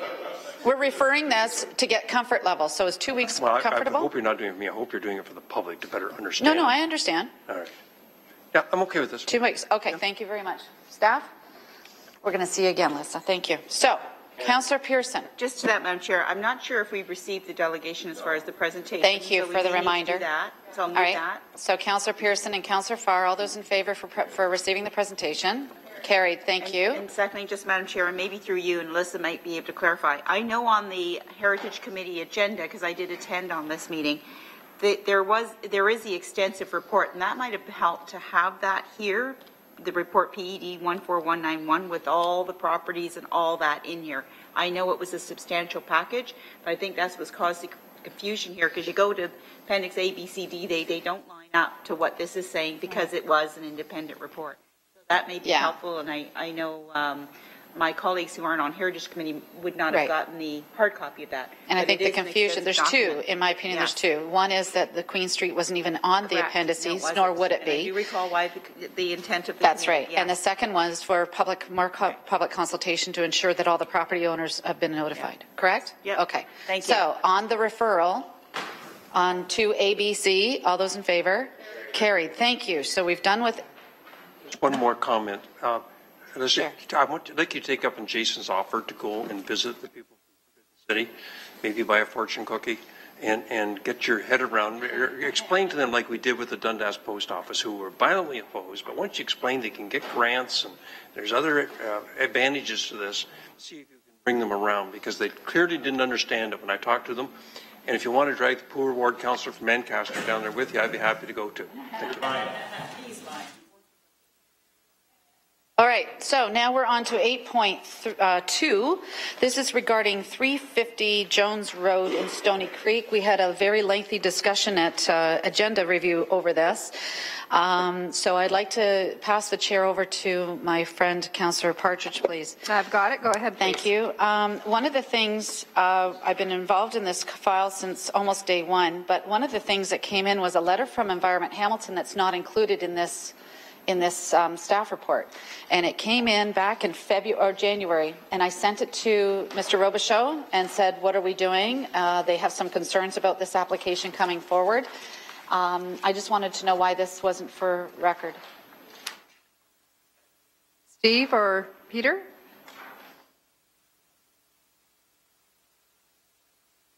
Through you, Madam Chairman, the applicants are moving forward with implementing the conditions of their existing or for C of A, an example that they came in and they obtained conditional site plan approval for the on-site wastewater treatment facility. And because I'm sorry, say that again. The applicants have received conditional site plan approval to proceed with doing the construction of their on-site wastewater treatment facility, which is articulated in the staff report. It is an MOE process, and it's up to MOE to enforce the timing and the implementation of the conditions on the certificate of approval. So we rely on MOE to ensure that those outstanding conditions be satisfied. And we were just responding to the application to amend their existing certificate of approval. It's been part of that ongoing dialogue between the city and MOE on these ECA's C of A processes and ensuring that the city's conditions are being met. And that we also had to react to the timelines that MOE generally imposes on the city to provide comments back on any amendment to the certificate of approval. We did it by requesting an extension so that we could get the report in front of committee and council prior to MOE making a decision. But we do have that. We've had some circumstances in the past where MOE has proceeded to issue the certificate of approval with the condition that they do other things, and we don't like to be in that situation. So that's why we wanted to bring the report forward now at this point in time, just to ensure that there would be a clear council position on this matter before MOE made any decisions going forward. Councillor? Thank you. And through you, Chair, to Steve. This is where the head shaker comes in. My understanding was that this waste oil recovery services was approved at one time to accept certain waste. Because of can you explain how the City of Hamilton somehow grandparented in all waste facilities to accept hazardous waste? How did that switch happen? This is my understanding, what you told me on Monday. Through you, Madam Chairman, when the new comprehensive zoning bylaw was brought forward for the industrial zones was 2010, as part of that zoning exercise and then also the subsequent sites review on waste facilities, the city grandfathered any existing facility within the new zoning bylaw to recognize the use. They also, by the nature of the way that a waste management facility, the definition is, they may have inadvertently expanded some of the permissions that were currently or previously in place and or go beyond the scope of what was permitted under their Ministry of Environment approvals. So this relates, in short order, this relates to the 2010 industrial zoning, which essentially recognized and grandfathered any waste management facility that was in existence or based on information that was then provided to the manager of zoning bylaw reform in terms of the nature of the operation, which was captured into the zoning bylaw at that time. In 2010, with the former council, the new bylaw came in, the new zoning came in. It grandfathered in all the waste facilities. Where did the connect go to from waste facilities to hazardous waste facilities? Was this 350 Jones Road? Was it accepting hazardous waste prior to the 2010 zoning? Madam Chairman, based on the certificate of approval that they had in place at that point in time, the answer is yes. So they had it as at the time of 2010. So what they're asking for now is something it's liquid waste, correct? That they're asking for that they didn't have before? That is correct. Through you, Madam Chairman, that is correct. Okay. And part of their approval, their prior approval with the C of A, was that there was to be a water treatment facility on site. I don't know what that looks like, a big, small, whatever. I'm not an engineer. But it's my understanding that there has been no permit set out for this wastewater facility. There's been no indication on the EBR posting that there is, in fact, a water treatment facility. So can you please let me know if I'm wrong on this? Through you, Madam Chairman, what I can say is that conditional site plan approval was granted in 2013 to allow them to construct that facility. And as indicated in the staff report on page 5, they received final approval in April of 2014 relating to the construction of that facility. But that's permissive. That then allows them to proceed with applying for building permits and they, proceeding to construct it. There's not an obligation that they actually construct it within 1 year from the time of the approval of the building permit. So far in 2013, they were received site plan approval permissive to allow them to have this water treatment. So far, there's been no permits, from what I understand, that's been issued, or the construction of this water treatment plant has been instigated. Correct? Through you, Madam Chairman, that's my understanding. Okay. So that was one of the concerns that Environment Hamilton had, as do I. Just to give people an understanding, is that when you try to understand where all the air pollution and the high peaks of air pollution in the city of Hamilton are concerned, it's not the places where you automatically assume. It is Arvin and Jones Road is where the highest peak of air pollution is involved. I understand this is not part of that, but at the same time, it's like, let's throw in some extra hazardous waste on top of this. So I really don't have a comfort level right now until the water treatment plant has been constructed as per the previous approval. So I'd like to see them come into conformity first before we even entertain this. I didn't see anything on here about a zero odor unit, which means that at the fence line, there should be no smell whatsoever. And if there's no smell, there's some comfort level that there's nothing going in the air to add and compound onto what the air pollution situation is in the area already.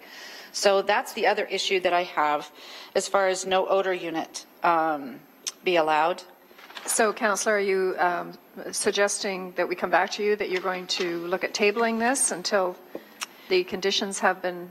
Well, the problem, thank you for that, but the problem is that this is really just to give the Ministry of the Environment comments on the EBR posting. We've already asked them for an extension so that we could do this. So I would like to see the comments was that this does not proceed without compliance first from the previous approvals. And number two, that no odor unit, one odor unit is imposed. And I don't mean just the permits for the water treatment. I mean they need to have it up and running. So that would give the residents some comfort level in that area that there's something that's going to be done as far as treating the water before it's sent out to our lake. And if you remember, this is all part of this. This is just north of the Scooby lands, folks. 14,500 homes have been approved to go in there. So I'd really like to have this in place prior. And this is no public statement against the company itself. This is just, I would like to set some sort of standards going forward so any other company that comes forward is going to understand that we want to hold their feet to the fire to make sure they comply before we allow them to expand. So just to confirm, because you've got a couple of issues that you've identified in there, I'm going to ask either Jason or Steve or Peter what the process would be. Do we need to move a formal motion here? Just give us some guidance, and then I'll turn to clerks, depending on what you answer. Through you, Madam Chairman, to Lord Councillor. So under the alternatives consideration, one of the alternatives outlined is to deny the application, but with maybe additional wording, as I understand what the Lord Councillor is suggesting is until such time as the proponent has met all of their obligations under their current under their current ECA that they have for the operation. So that would be the recommendation if you wish to deny the application, and a rationale why you're seeking to have the application denied. All right, so the recommendation would be the alternative, which is to deny and then to attach what you just said around that. And Vanessa, do you have that in a motion? Yes, I can do that into a motion. Did we want to add any additional information so that it be denied because of these considerations? Yeah, and if I may, Madam Chair, go ahead, the Ministry of the Environment denied the amendment to the environmental compliance approval application until such time all obligations have been met under the current C of A. Number one, and if and when this does happen, I think we need to put in a no odor unit. One odor unit involved on top of all the other recommendations that staff have written in. So, Madam Clerk? Yeah, it's called a one odor unit. An odor unit limit is what it's called. To be added to the recommendations as per staff report. Got that, Peter? And Councillor, go ahead. Madam We'll Clerk. also just add a recommendation C that this motion be forwarded to the Environmental Approvals Branch of the MOE. Thank you. Right, Steve and Peter?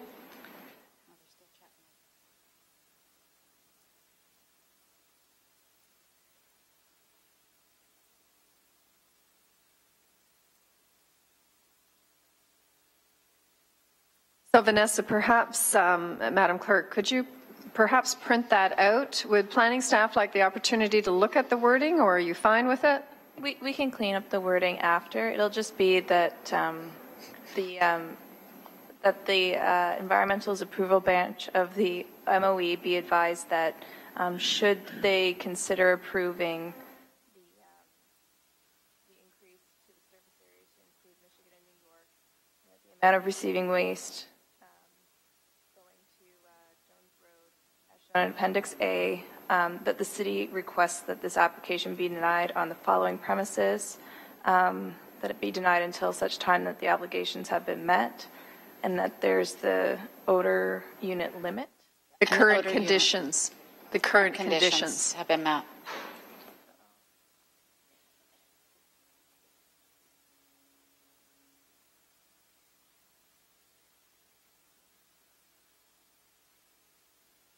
All right, current conditions on what? The current conditions that have been imposed by the MOE, which have not been followed at this point. Okay, so until such time that all obligations have been met under the current C of A.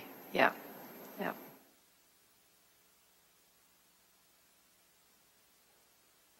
And then that the odor unit limit be added to the list on page 2 of 11. Yeah, it would be under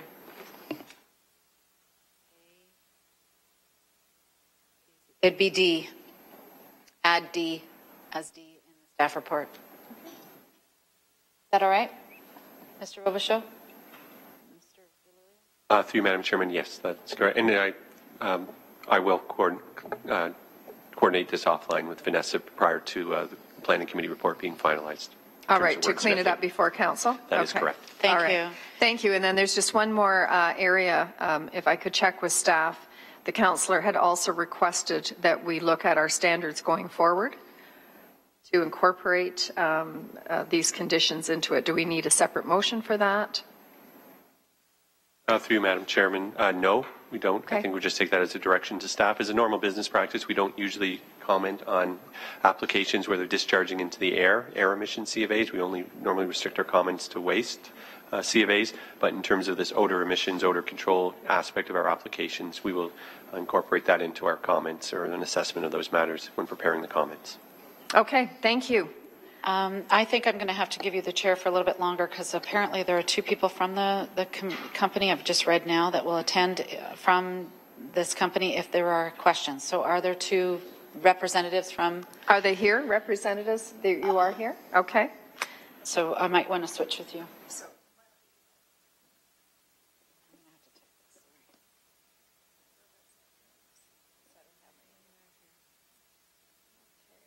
Come back to here and then we have a motion.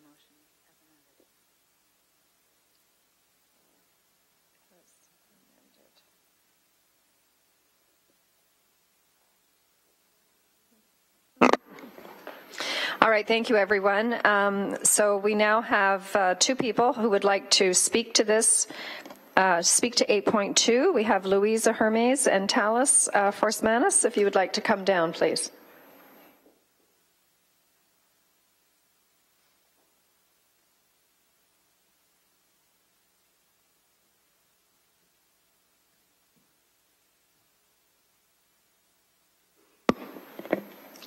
Good afternoon, welcome. Vanessa, do they need to sign in or are they already, because they're on the roadmap here, okay. And if you could just identify yourselves and who you're representing and speak directly into the mic, please, and you can pull it up higher if you need to. You can pull it, is it on? Vanessa, could you check it, please? Oh, it's on. Go ahead, sir. I'm Talis Forsmanis. I'm a consultant for Daily Services. Okay. Go ahead, sir. I believe there are several misunderstandings here. And first of all, the company has already approved their approvals from the ministry, and that includes an odor management plan, and that's typically a standard issue associated with these approvals. The whole amendment process is about consolidating old approvals to eliminate inconsistencies, conflicts, to clean up. For example, we talk about you can accept an acid, but you cannot accept the corrosive, the one and the same thing. So these things have been cleaned up, consolidated, updated in the accompanying design and operations reports, and so on. Now, the definition of industrial waste, liquid waste, hazardous waste is a very fine line. It is about, for example, if a waste contains 5 parts per million of a metal, it may still be a liquid industrial waste. If it is 5.1, it suddenly becomes a hazardous waste. It's an administrative definition. So the actual quantity of so-called hazardous waste that the facility is handling remains the same. The total storage of the various wastes on site remains the same. And the daily processing capacity basically remains the same. But the facility also is upgraded with a new building. And really the only major difference is that a portion of the liquid industrial and liquid hazardous wastes may be suitable for treatment to sanitors who use standards, and that portion will be treated, and that's what the treatment plant is for. and that was previously approved, but we changed the design of the facility, and because the previously approved one would have not have functioned. So the air approvals have been brought up to the new standards in one comprehensive environmental compliance approval, and that has already been issued by the Ministry of the Environment. It was like a few months ago. And so the only new thing here is that people understand what the real changes are, and they're minimal from the previous operation. For example, there were limits of categories of waste, liquid industrial waste, hazardous, etc.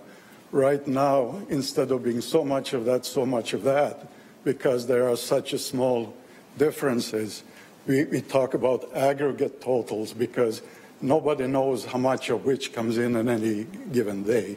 So that's why those changes have been made.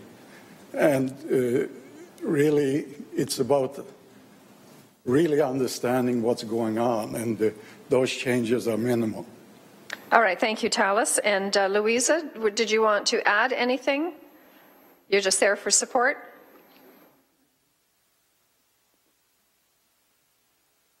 I do have Councillor Johnson who would like to ask you some questions, and I'm seeing. We can answer any questions you have, and this is the time to do it. Yes, thank you, and I do have a couple of questions for you, so appreciate that. And Councillor Johnson, please. Hello, thank you for coming in. We really appreciate it. The one question that I did have was that you were asking for waste to be accepted from the United States of America and any other province or territories. Are you comfortable with it just being accepted from Ontario?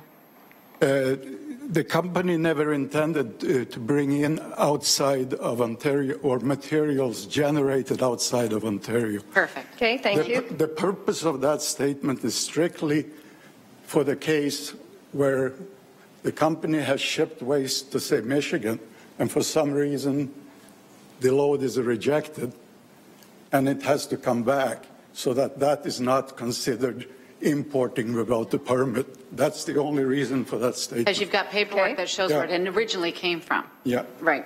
Okay. So the other issue is you said you had an odor management plan already in place.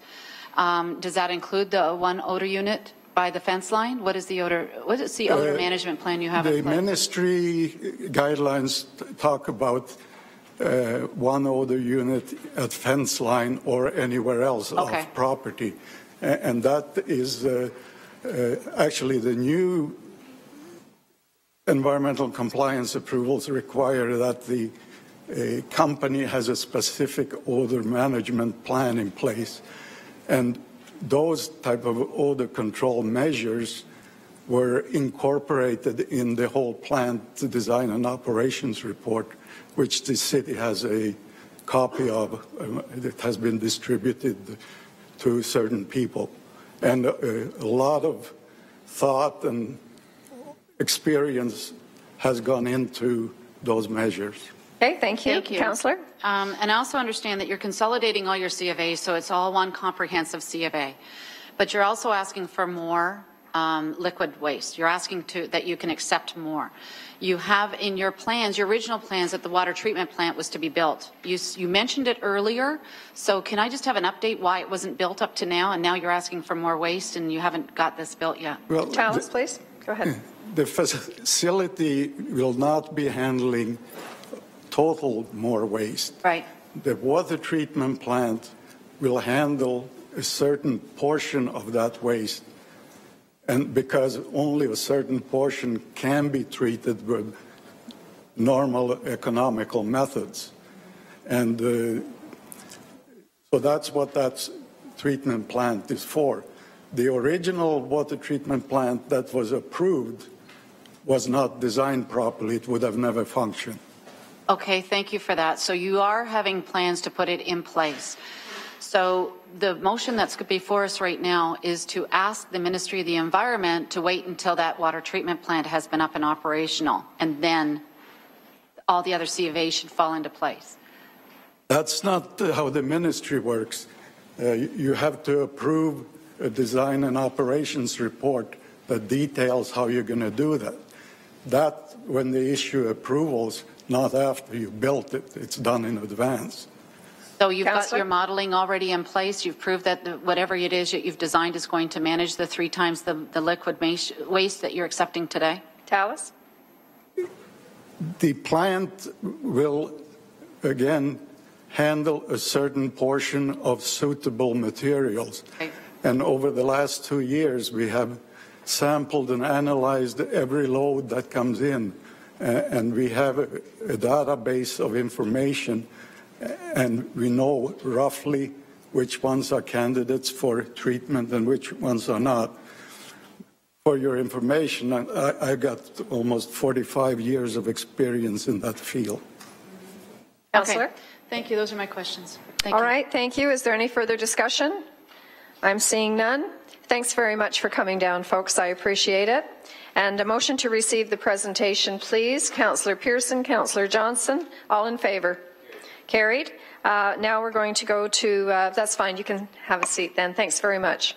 I appreciate it. So we're going to now move to the motion, and Councillor Johnson. Thank you. This is to go with the alternatives, please, and this is to request the MOE deny the amendment to the environmental compliance approval application until such time all obligations have been met under the current C of A. All right, and that's moved by yourself and seconded. Madam Clerk, go ahead, please. Sorry, are we still doing the odor units as well? Yeah, so that I thought that was direction. We didn't need to do it in a formal motion because Steve said it's just direction. No, actually, that was the comment I made about changing the standards that he said he would take as direction. So I believe what, Vanessa, you were going to work? Sure. Yeah. You folks are going to connect before the next council meeting and sort that out.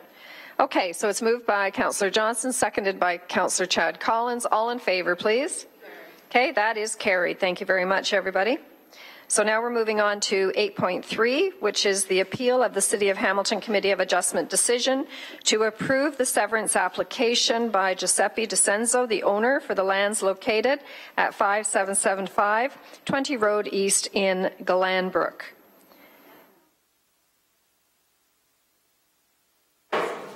And do we, so hang on, folks, hang on. Whoa, whoa, whoa, whoa. You're a visiting councillor to this committee. Just hang in there. Do we have a staff presentation? Do we have a staff presentation? So, okay, so before we do that, though, I'm going to go to the ward councillor. Are we waiving the presentation? Are we seeing the presentation? I'm comfortable with waiving the presentation, actually. This is an application that came to the Committee of Adjustment, and the Committee of Adjustment approved the severance of the land and by deleting the road allowance that has been put aside by the city, by the staff. So I know that Councillor Jackson is anxiously waiting to speak to this as well, and I know that Councillor Clark and I, we've also spoken on this, and we're quite comfortable with just going ahead with the severance and as per the Committee of Adjustment, which deletes number 5. If you look at page 1 well, hang on, Councillor. We'll get there. At this point, we just agreed to waive the presentation. Yes, please. All right. So moved by Councillor Johnson, seconded by Councillor. No. I would like to see the part that shows the impact of Dartmouth Road. I did have a chance to review it with staff, and even if they just show that one slide that shows the impact and potential impact of Dartmouth Road, I think it would be helpful. Okay, but I do think because we started waiving the presentation, I need to get it on the floor and then we can vote against it. Clerks, Madam Clerk.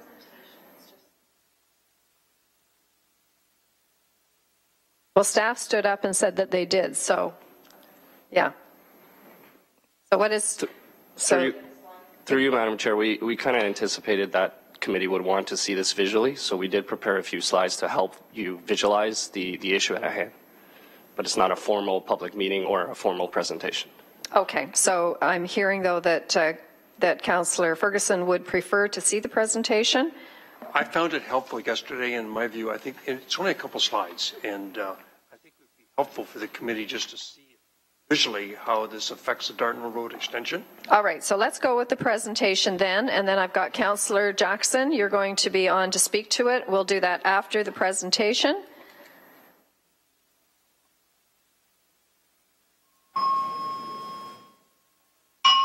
No. You've triggered the fire alarm.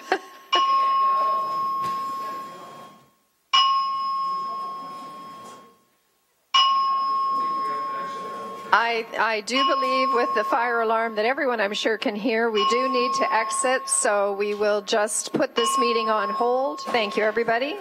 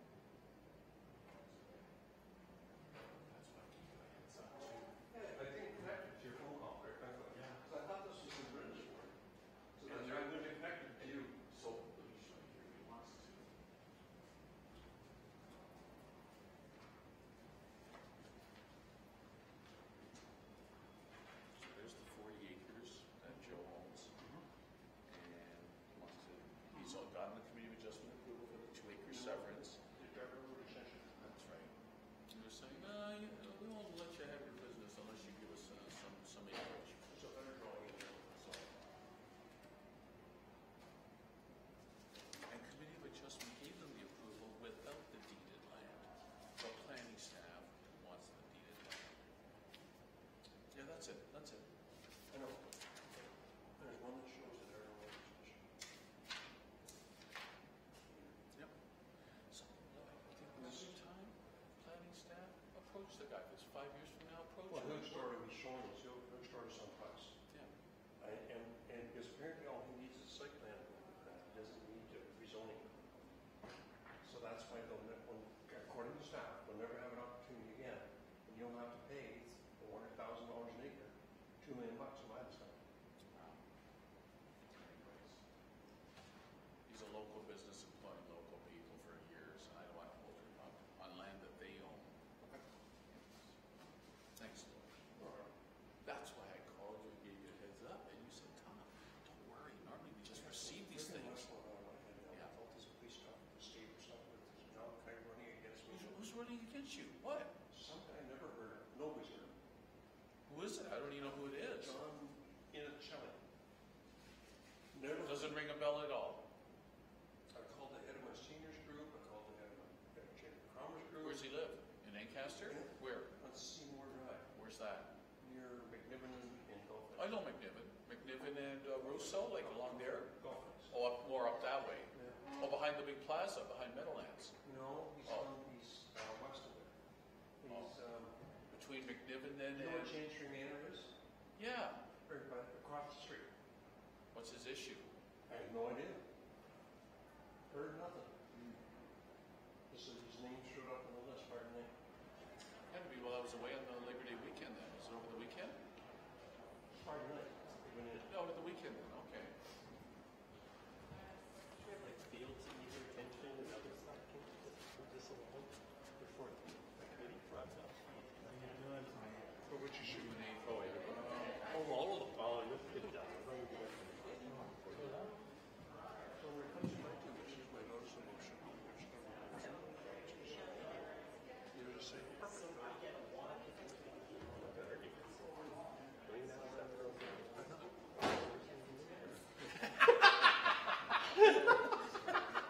we're talking refer to appendix D and appendix G. I can understand what you're doing. well, you have your appendix A, appendix B, and appendix B, you got appendix A, appendix B, and hundreds of properties. I figured out why you, yeah, where I see it.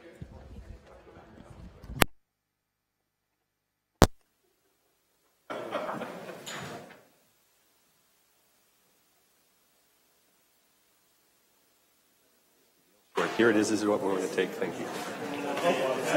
Let's get to the slides.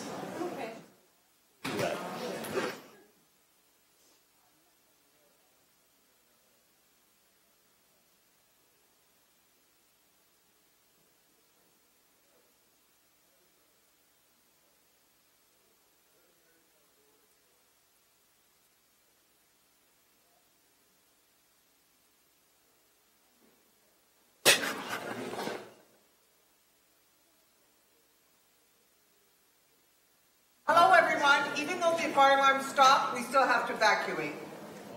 Yes. I just got the phone call now.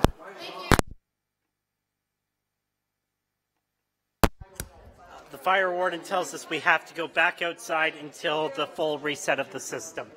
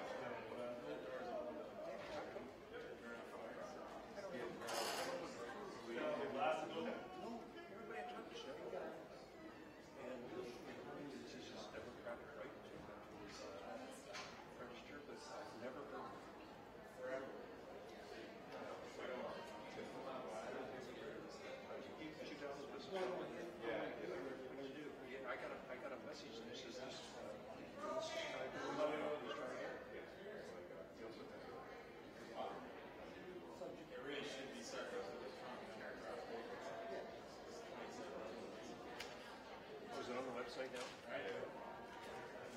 You have to whenever we get a hold of it.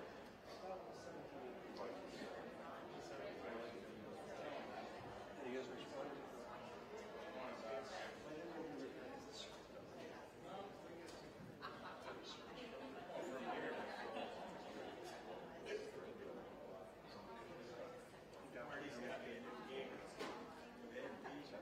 What's that have to do with it?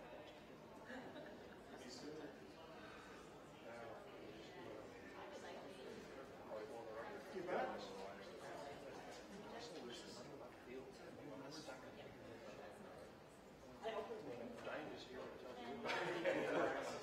I'm sure you'll print it. I'll get a chance to see it.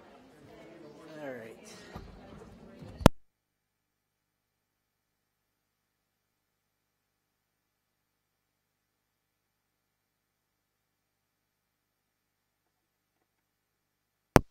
And the fire alarm's going again, so I guess we're going back outside again.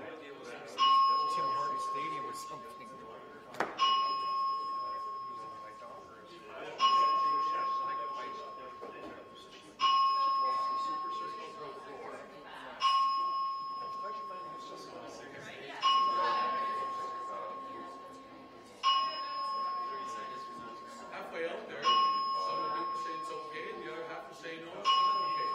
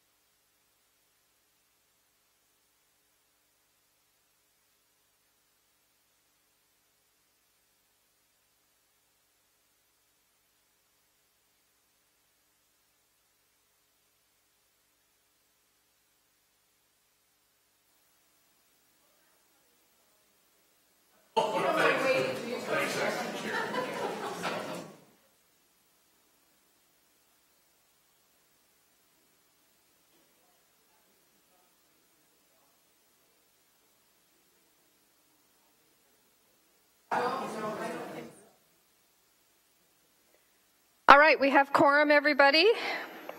Let's get back to work. We're dealing with item 8.3 right now, and we had decided not to waive the staff presentation, so welcome. Go ahead, Alvin. Okay. Good afternoon, Madam Chair, members of the committee, fellow staff and public. On June 12, 2014, the City of Hamilton Committee of Adjustment approved a consent to sever application, GLB 1447, which permitted the severance of a 5,640 square meter lot, shown in the hatching here, which is for a future office, laboratory, and warehouse, and to retain 167,914 square meters of land, which is the gray area here. Of note, staff have no issue with the proposed use and the principle of the severance, but rather the committee's decision to delete condition number 5. Notwithstanding the deletion of this condition, staff in review have noted that there was an error, and the condition should have read parts 41 to 43 inclusive rather than parts 41 and 43 of the reference plan. So the parts in question are highlighted in red here. Under sections 51 and 53 of the Planning Act, it allows the municipality to apply conditions of approval, in particular with respect to the dedication of public highways, being the requested parts for the completion of the Dartnell Road extension. Both the provincial policy statement and Places to Grow speak to ensuring that the necessary infrastructure, such as transportation corridors, are protected and available to meet the current and projected needs.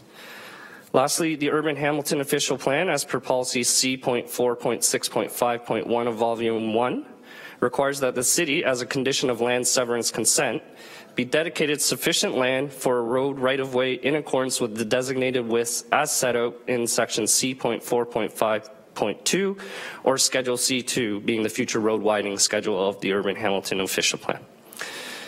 So, based on the foregoing, staff is of the opinion that the subject severance application should proceed to appeal with the Ontario Municipal Board to ensure that the necessary infrastructure for the Dartnell Road extension is applied as a condition of approval as originally requested by planning staff.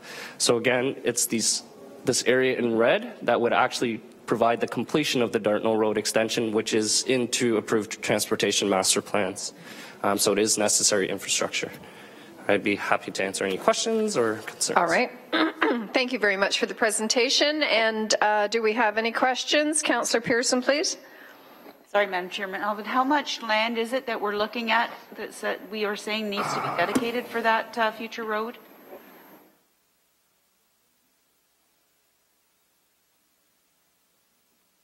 Through Madam Chair, I'd have to pull another version of the reference plan to see the actual lot area.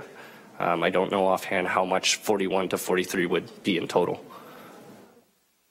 41 feet? Parts 41 to 43. Okay. So it's listed up here. Unfortunately, this version doesn't allow me to zoom in and do the math to calculate the total.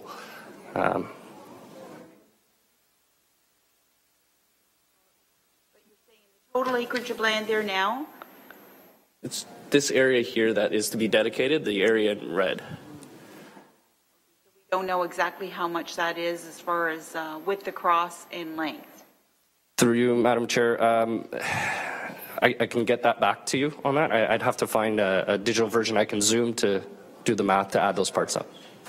Sorry. Okay, so I'm just wondering though, because Peter, your name is on the report. The question is, how much acreage are we talking about for this land? Is there anyone in the planning staff that has the answer to that question? Steve? Through you, Madam Chairman, based on the reference plan, it's approximately 100 meters in length by up to 26 meters in width.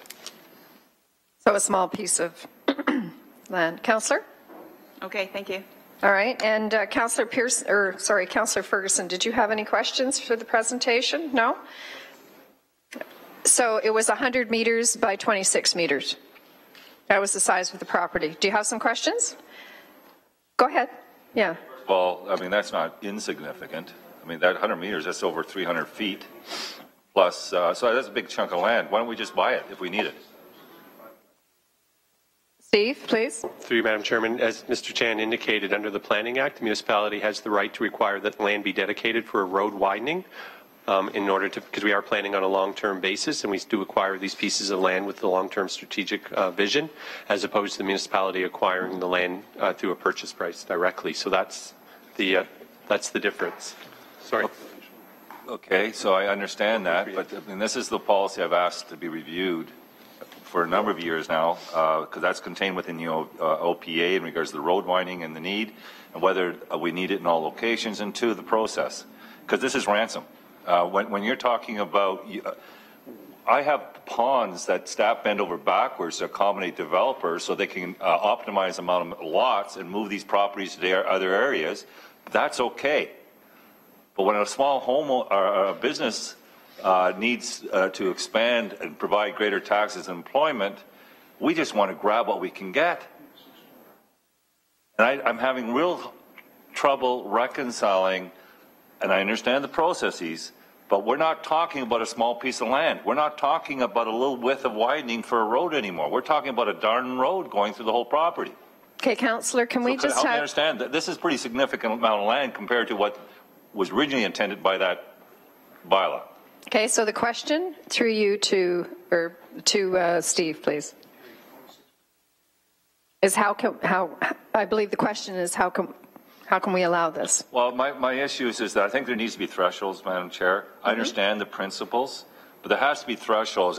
When you're using ransoming a homeowner that wants to expand the property to provide a business, paying taxes to this community, there has to be a threshold in regards to what is required by the city, what's reasonable, and then the level that is beyond that we need to compensate. I don't know we don't establish that threshold. So my concern is that, let's take this a little further. We could take 2 acres if we need it and can justify it, and under this current process, and I don't think that's reasonable. So what is the threshold? We don't determine that in our policy. Right now, I think Lloyd had indicated, Councillor Ferguson indicated this is 0.64 acres that's going to be taken for this purpose. I think that's past the threshold is acceptable in regards to asking people and just taking it from them. So I'm having a real problem understanding why we don't have thresholds. So is there a threshold contemplated in this legislation at all? Or this policy? Thank you, Councillor, for the question. Go ahead, please. Through you, Madam Chairman, generally as it relates to, there's 2 issues. There's road widenings, and then there's dedication of land for a future extension of a road. As it relates to road widenings, the Planning Act is very clear. The road widenings have to be described in the official plan, and we do have those schedules in the official plan, and it says when property develops or redevelops, we will require the dedication of a land for a road widening. Now, there is a former regional policy that we generally apply as a rule of thumb, is that if the property is redeveloping and they're increasing the GFA by more than 50%, we will require the full road widening. If the property is being redeveloped and they're increasing the GFA by less than 50%, then we will have discussions looking at how much road widening to take, if any road widening at all. So that's sort of the operating principle that we've been operating on as it relates to road widenings. The rationale is, though, is that we take these road widenings because we often look on a long-term time horizon where it takes a while to assemble all of those bits and pieces of land as individual properties redevelop, so that when the city does come in to reconstruct a major arterial road, we don't have to go in and acquire the lands at a cost to acquire those lands, and we can start planning for it in the future. As it relates to a new land for a future road, those roads generally have to be shown either in a neighborhood plan or an approved secondary plan, and on that basis is why we were asking for the land, just the land, not to construct the road, but that the applicant dedicate the land to the city now, and that we would then control the timing under which that road would be constructed, and also if somebody who benefited downstream from that road could all go ahead and install services within the land owned by the city, but not necessarily always have to construct the road. I do want to correct the public record. Sorry, the land that's being asked for the road actually works out to 4.3 acres. I missed there. That's how much it is, which is about 10% of the total area of the site. 4.3 acres, which represents about 10% of the total land area. I apologize for giving you the incorrect information. Okay, thank you, Steve. I appreciate that. So what I'd like to do, folks, is deal with the presentation here. If there's any questions for the presenter, staff still, right? And still with staff, yeah. Right? But we still have the agent who may wish to come down and speak. So I'd like to deal with that as well. So any more questions for Alvin? Well, could I ask, Is that the same process that we acquired the lands for the perimeter road that we never built?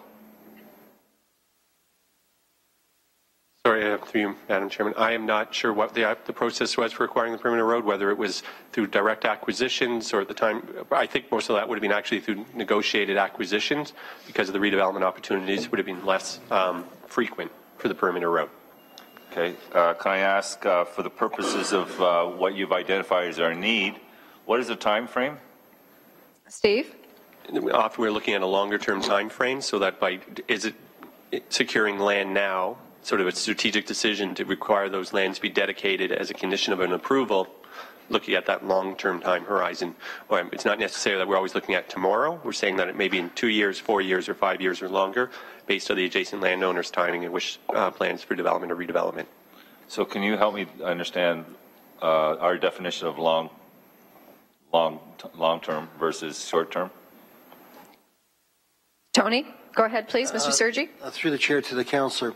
In respect to Dartnell Road extension, I believe this is the last of the missing links because we have acquired the lands both north and south of that, and I would assume timing would be in the same time frame as the Dickinson trunk gets extended because part of the drainage goes in there. So I'm probably looking at 2017, 18, 19 as part of a capital project, as preferred timing.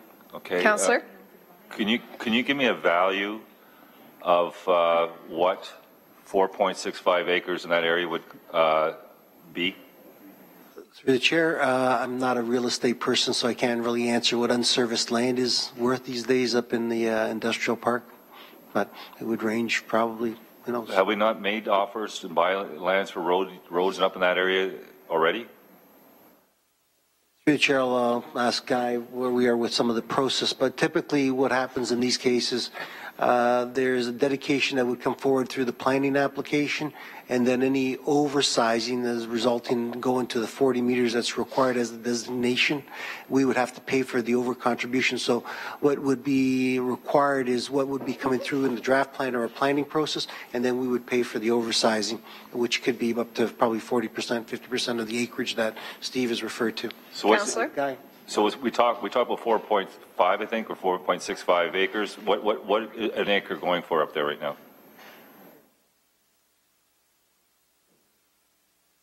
Guy Paparella will answer the question on the value of the per acreage, and I believe it was 4.3 acres that we're dealing with here. Through you, Madam Chair, I mean, depending on the business park, the serviced and unserviced land obviously is quite different. Right now, for example, in the airport business park, where Mr. Braley has listed his land for about $350,000 an acre, for example. Depending on the acreage, the larger the acreage, generally the lower the acreage price because of volume. Now, it can vary between 300 to 400,000 depending on where you're located. If you're on an arterial, it could be higher. If you have some commercial designations that augment the industrial zoning, then that could be higher as well because they tend to be a little higher on the commercial side.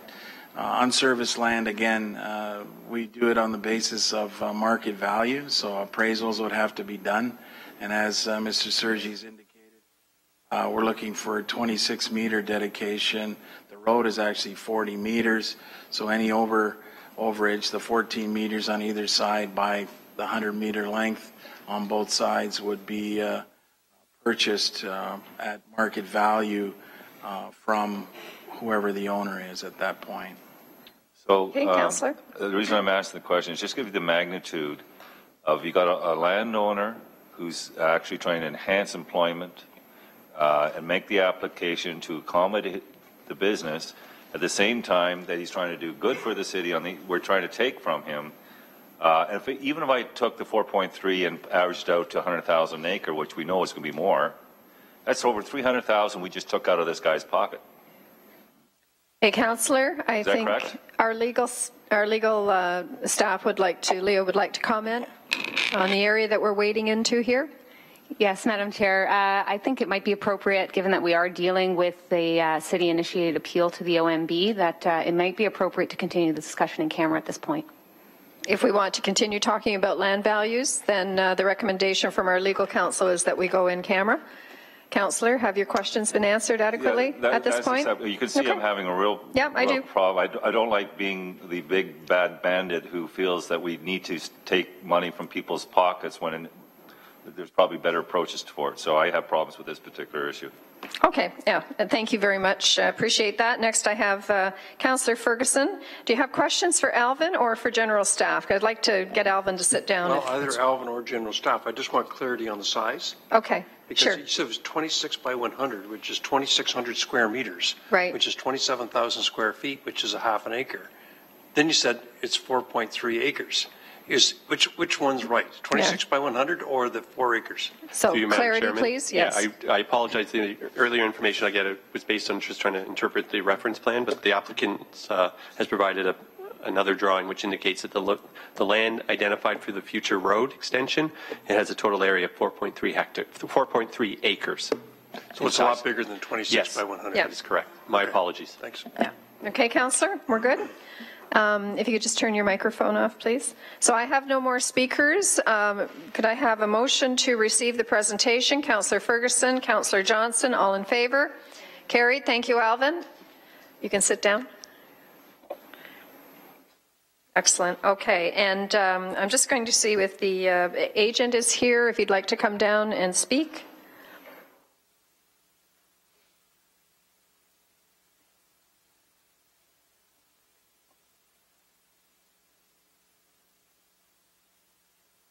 Okay, and it's Matt. If you'd just clarify your name and who you're with, please.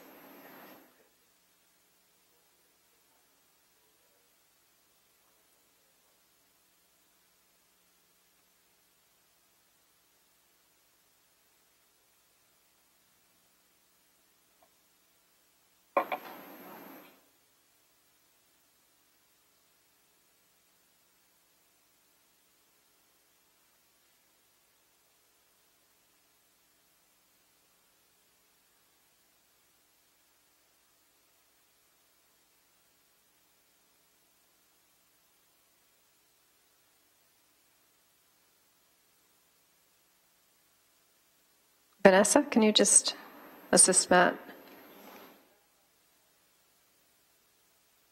Okay, there you go. All right, go ahead, please.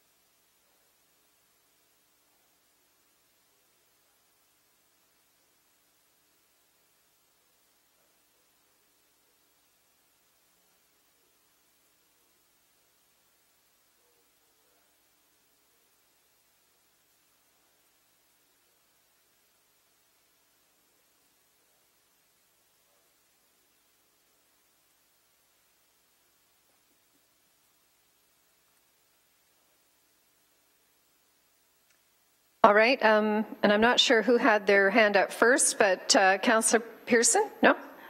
All right, Councillor Whitehead, then Councillor Ferguson, please. Remind me, so the total acreage of what is being asked to sever is what?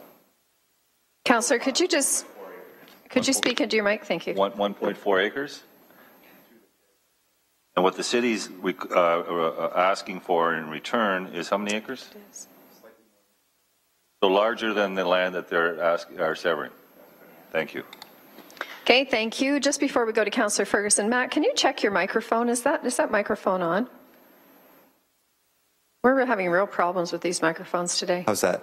Oh, much. That's better. There we go. Sorry. That's better. Thank you, Councillor Johnston. Appreciate that. Councillor Ferguson, please. Thank you, Madam Chairman. Welcome. And as a professional planner, well, even before I ask the professional planner question, Mr. DiCenzo owns the area outlined in red?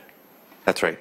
Okay. And as a professional planner, when Mr. DiCenzo wants to proceed with the balance of the lands within the area that's outlined red, would he need a rezoning, or can he just come in with a site plan and the city won't have an opportunity when he develops the whole rest of it to ask for that land to be dedicated for the rural land, which is typical in rezoning?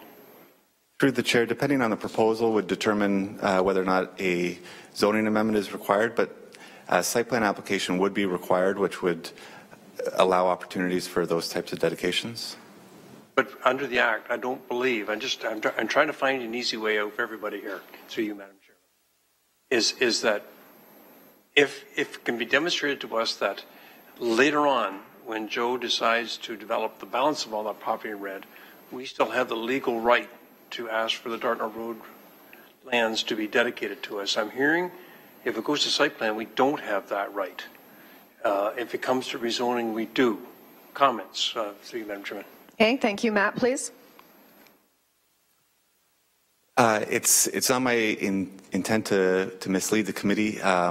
There would be future development applications that would likely include land division, which would allow for this opportunity to acquire the lands. The site plan process, I believe, accommodates opportunity for dedications, but if city staff can correct me, I'd be glad to take their advice there.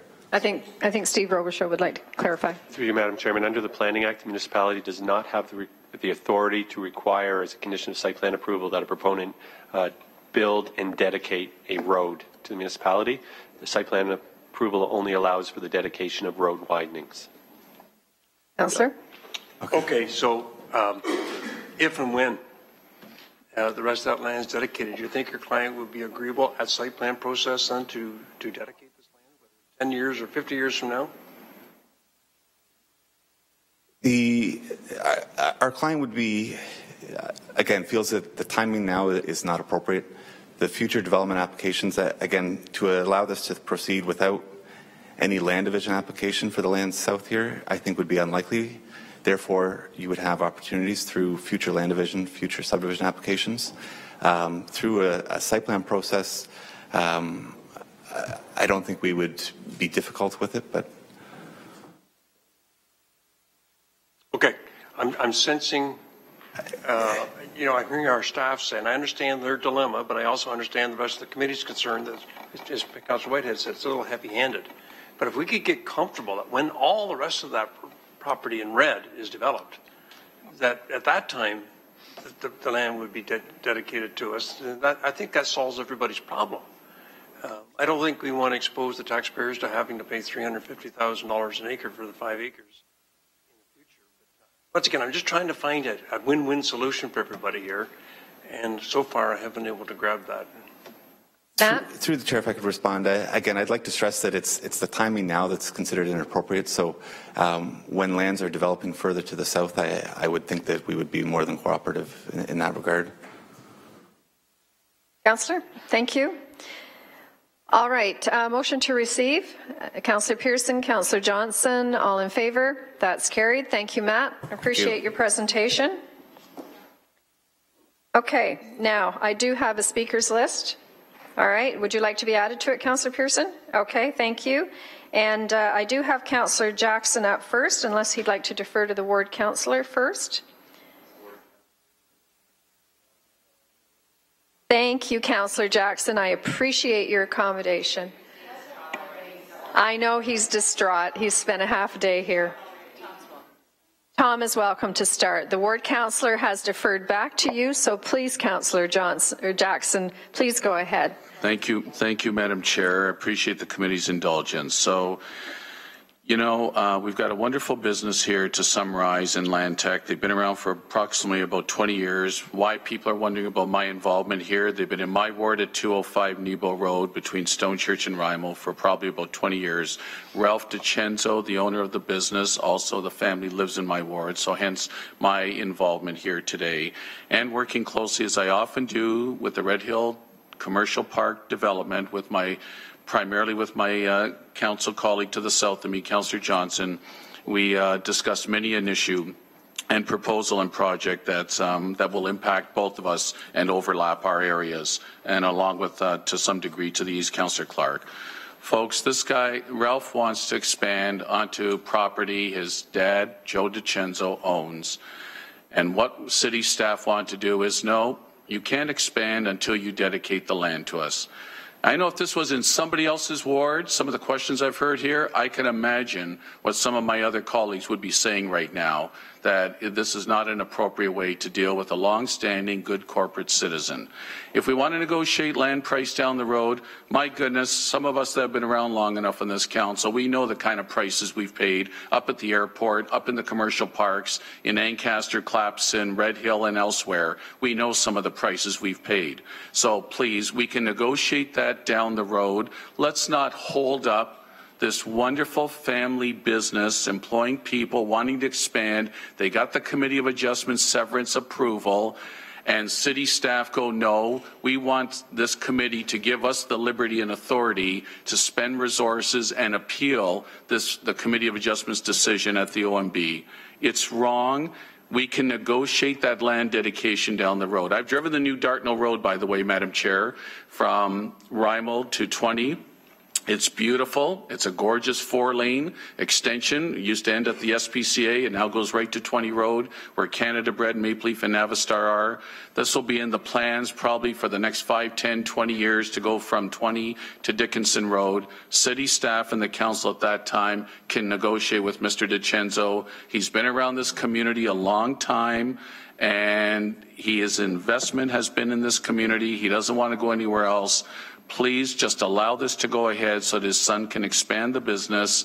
And just please, as I often hear what this committee does when staff come forward to ask to appeal to the OMB, I hear most of the time this committee just says, thanks but no thanks, General Manager. We'll just receive this and move on. That's what I'm imploring this committee hopefully to do, Madam Chair. And Councillor Johnson, where the business will hopefully move into is in support.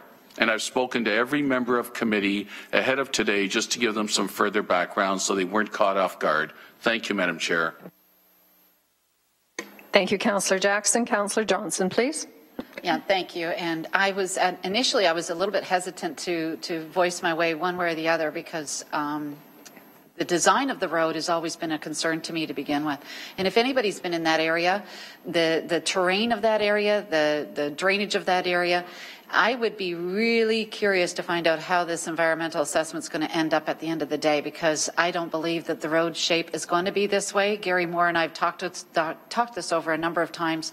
So I'm in support of what Councillor Jackson is asking us today. 4.65 acres or 4.3 acres. In other words, it's just 0.4 acres, way too many. So I'm of the opinion that we just accept the Committee of Adjustments decision, and that was to delete the road allowance. So that's where I'm at right now. And again, with Councillor Jackson, and I understand that Councillor Clark, and he'll talk to this probably at council, he's also in support of just accepting the Committee of Adjustments decision. Thank you. Thank you, Councillor Johnson. Councillor Pearson, please. Thank you, Madam Chairman, and excellent comments already made, and I have to concur.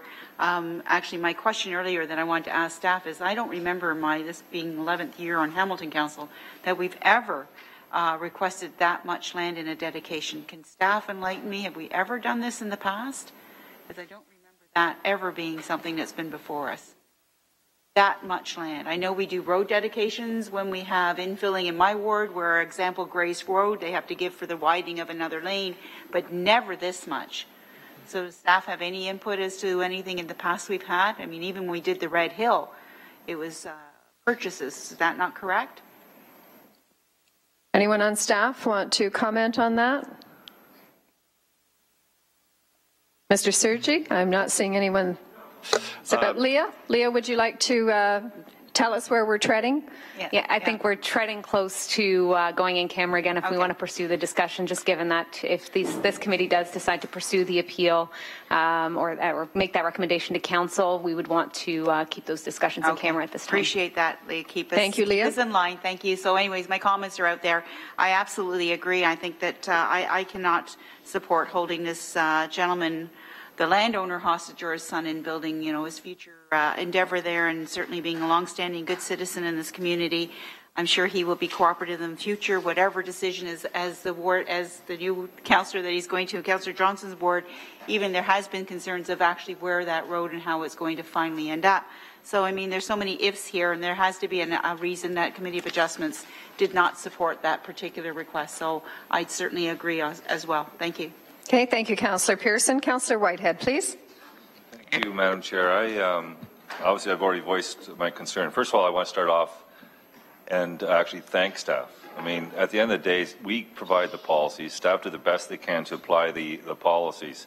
And if we haven't done a good job in defining our values and principles, enshrining them into those policies, it's not staff's fault. It's ours. So when I take a look at what the policy is and what it enables, I can appreciate and understand that staff have a role to play. But on the other side of the coin, I think we have a role to play, and that's why there's some discretion that can be exercised. When I see something that is disproportionate to what is being asked, to me, common sense at that point needs to prevail. If it's not written in the policy, then perhaps we need to contemplate when these kind of severances are coming forward, it's got to be proportional to what the request is. This is completely out of proportion. And because of that, to me, it really not only ransoms and holds hostage the landowner, but in fact, it's taking money out of their pocket. So from my perspective, I can't support going any further to the Intermunicipal Board. So I will be supporting, just receipt of the report and supporting the Committee of Adjustments. We'll cover that off in a minute, so you can, Thank you, Councillor Whitehead. And before I go to Councillor Johnson, I just want to remind everyone that 8.3 is regarding the appeal of the City of Hamilton Committee of Adjustment decision and to approve that that staff go to the OMB and defend the city's position. So that is what is before us. But I'm going to go to Councillor Johnson now for her comments. Thank you. Moved by myself and seconded by Councillor Whitehead that Council be directed to withdraw the appeal letter which was filed by the staff against the decision of the Committee of Adjustment to the OMB. Okay, thank you. And that's moved by Councillor Johnson, seconded by Councillor Whitehead. All in favor, please. Carried. Anyone opposed? Nope. Okay. Thank you, everybody. You're welcome, and thank you, Councillor Jackson, for attending today and for such astute comments. We really quite appreciate your attendance. You're welcome here anytime, sir.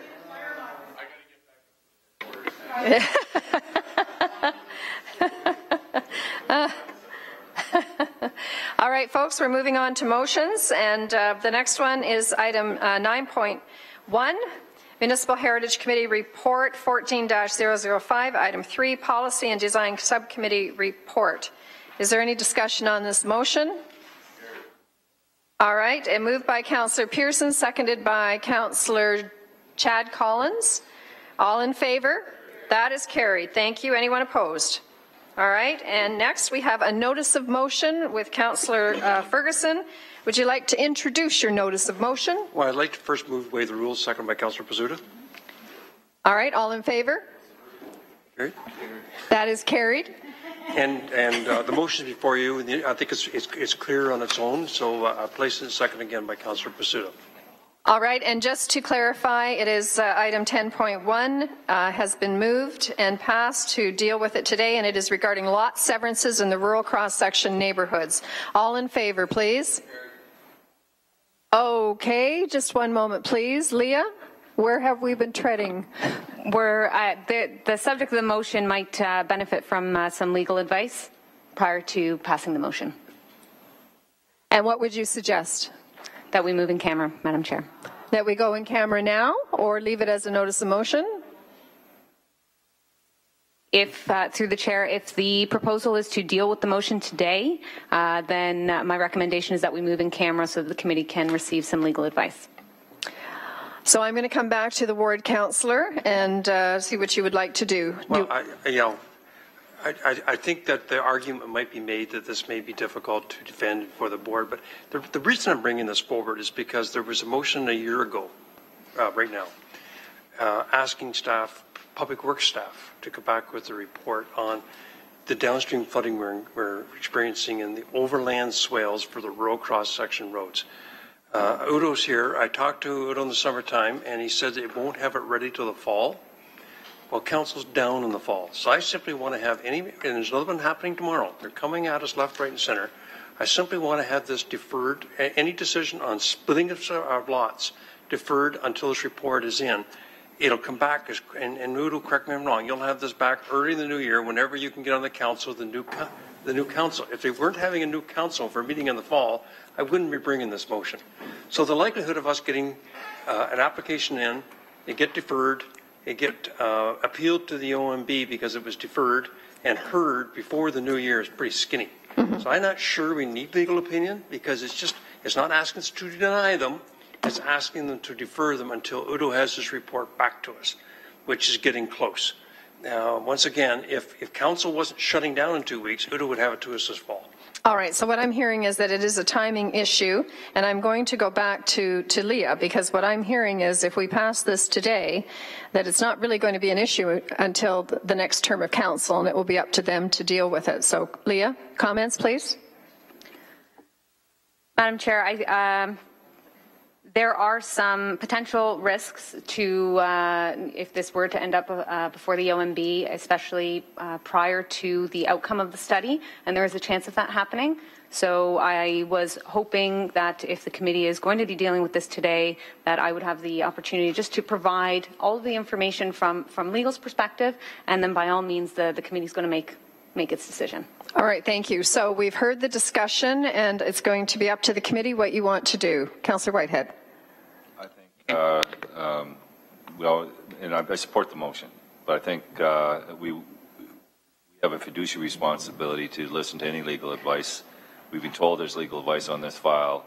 Going ahead with at least having it would mean we're not fulfilling our responsibility. So I would we move into camera to take that advice so we can deal with that issue today. All right, thank you. And I was going to suggest that we do that. Oh, and then Madam Clerk, please. Why don't we also see, since we have an in-camera item, item 12.1, why don't we just see if we need to go in camera for that one as well, because then we can just make the motion to go in camera for both items and deal with them at the same time. All right. Everybody okay with that? All right. So it is moved by Councillor Whitehead and seconded by Councillor Collins that we move in camera to receive information as legal has outlined. Okay, so Madam we're going Clerk? in camera for items 10.1? Yeah, so sorry, it'll be 9.2, but yes, 10.1. All right. And Leah, can you just outline which section of the Municipal Act we would be going in camera under? Leah, reasons for in camera, please. Yes, sorry. It is 239.2 of the Municipal Act, and it is related to this committee receiving advice, which is solicitor-client privilege. Okay.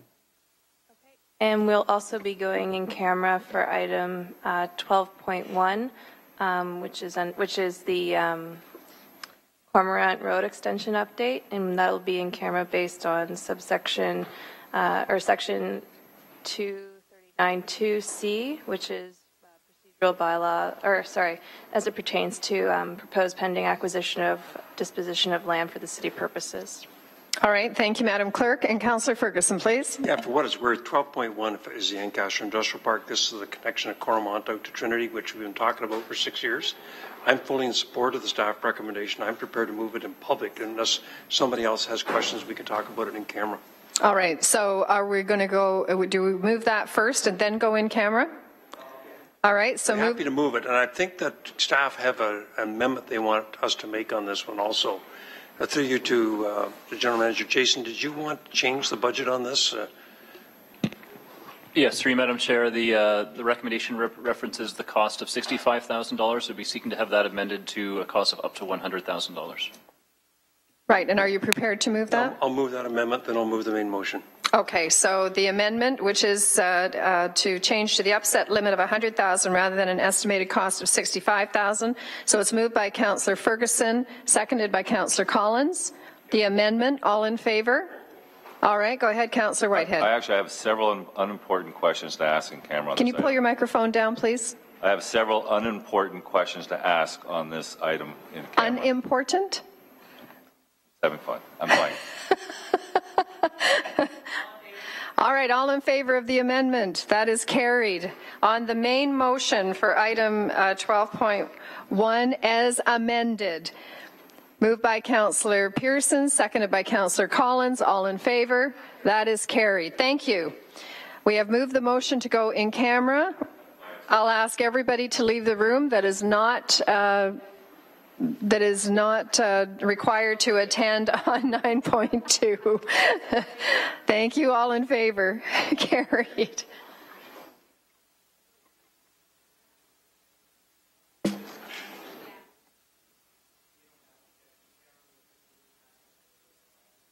All right, that's fine, Joey. Thank you for your patience with this. It's great. No problem.